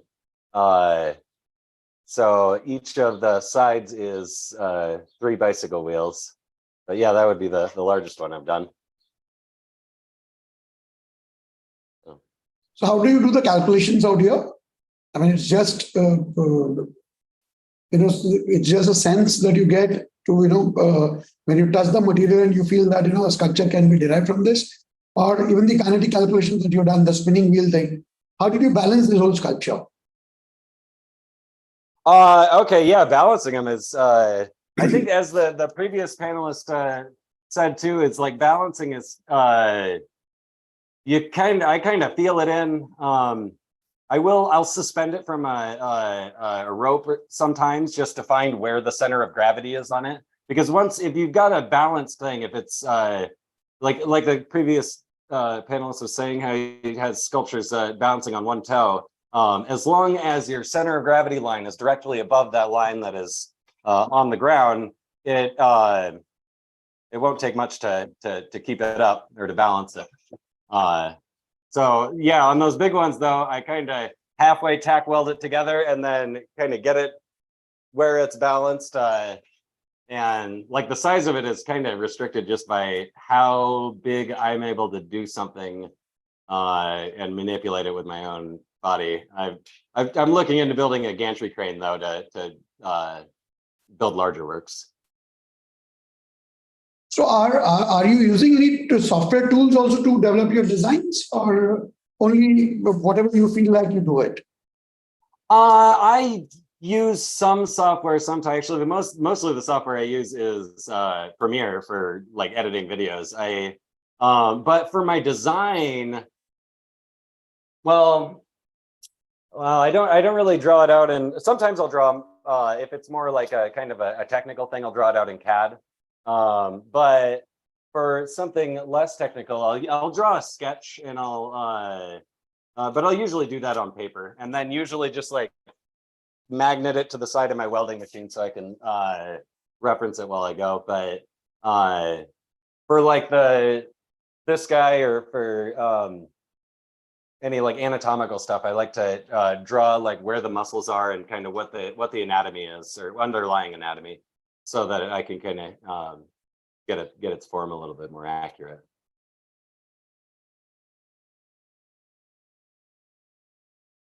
So given a chance, if you're looking at the new mediums that people are trying to work with, especially the tools such as AI, or the 3D software that everyone is working today, if you have to use these tools, what do you think that will change within your design styles that you're trying to produce today? What would be the transition of the designs that you're looking at, if given a chance that you can design things with the digital tools that are available today? That's a really interesting question. I read a lot about AI and kind of where that's going, especially with the new GPT-4 that's come out, and kind of where that's going. Fortunately, with a 3D kind of physical medium, they're not going to take my job quite yet. But how I can use it though, in design, I haven't really messed with. I messed with a little bit to kind of just see what it could come up with. I found it very useful though, in maybe helping with like emails and stuff, and then kind of hopefully helping the business side of it, so that I can spend more time in the shop and working on this stuff, rather than kind of the more business side of it, or logistical issues. But yeah, in terms of design, I haven't really. It'll be interesting though. It'll be very interesting to see kind of what comes of this this whole new technology of like generated AI stuff or artwork. I'm watching it closely. Yeah, it's very fascinating. So what is your expectation in terms of the kind of a design that you would be looking at as a juror for Unfolds? How do you want to inspire the participants? How do I want to inspire the participants? I don't know. If I maybe get helping them, inspire them to experiment and play and try things that they maybe didn't think were possible. Don't know if they are until you try it. Because yeah, that's kind of just my process is experimentation. I'll have an idea, and then it'll eat at me until I can put it into reality and really mess with it and see what it looks like for real and what it feels like. So there's also a question that when you're making these human sculptures, do you make a form work earlier and then you work on the form work around it, or you just derive some design from it? Wait, what was that again? See, there's a question from one of the participants saying that if at all you want to make a human sculpture of different shapes, right? Then do you make a form work and then you work on the metal, or you derive with your own details and you execute your stuff? Oh yeah, I use plaster forms. Where did I put his face at? So yeah, I use these plaster casted forms. So that's why these are like just a 1-to-1 ratio. Like this is my face. I can fit. I probably have plaster on my face now, but yeah. So and then I just take the whatever stuff and put it inside of there and kind of layered up. But then when I do these though, so this came from like a full body casting. So I would do like the face and then like the front of the torso and then the back of the torso. I'd always overlap them though, so that the I can go a little bit beyond there, and then I can put the other form on there and catch it. I think some people do it with they'll integrate a seam into their castings. I may try that as well. But then on some other parts, like the back of his head here, I'm still working on it. I don't have a plaster form for it though, so I'm just kind of freehanding it, and it's challenging. It's really fun though. I'll just like tack a piece in place and then kind of bend it where I need it. I've used a torch to heat the metal so that I can bend it. That's really fun, really. Working with fire is just always great. That's really what attracted me to doing metalworking when I was a kid, was you could make lightning and fire and stuff. So Prithvi, we have got any more questions left? Yes, sir. I think most of them have been answered through his other talks. So Drew, that was a great session today. So Yeah, thank you. thanks a lot. So today probably we're going to end the session today. So you were the last speaker. So before we close off, I would like to say to the participants few things. sir, can you come on video, sir? Yeah, I will. Yeah. So for all the participants, I would like to say something. I mean, this is one of its kind of design and build competition that we are working with. Usually competitions are, they come as a program to you, and then you don't know whether it will be built or not.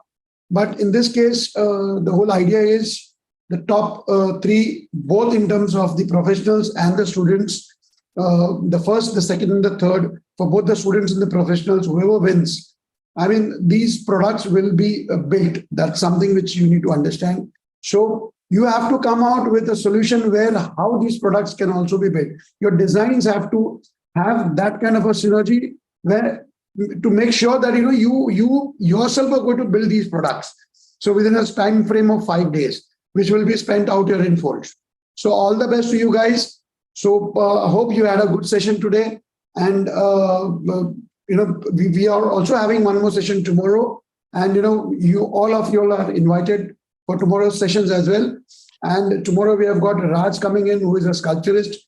Then we have Sumin, who is also into robotics. She will come out with something really different in terms of technology. And the third one is Joshua, who's also into AI. So he is the guy who's going to push across all the boundaries again, the way Chantel has expressed today. So all the best, and hope to catch you up tomorrow. So you can have the closing session, Prithvi. Yes, sir. Thank you, everybody. Thank you for joining. Please join us tomorrow for another 3 architects and sculptors who will be talking to you about design ideas, parametric architecture, and Unfold as a competition. Have a great evening. I wish to see you guys tomorrow. Thank you. Thank you so much. Thank you, Krishna sir. Thank you, Drew, and the other participants also. Thanks a lot, Drew. Once again. Thank you. Thank you. Yeah, it's been fun. Yeah.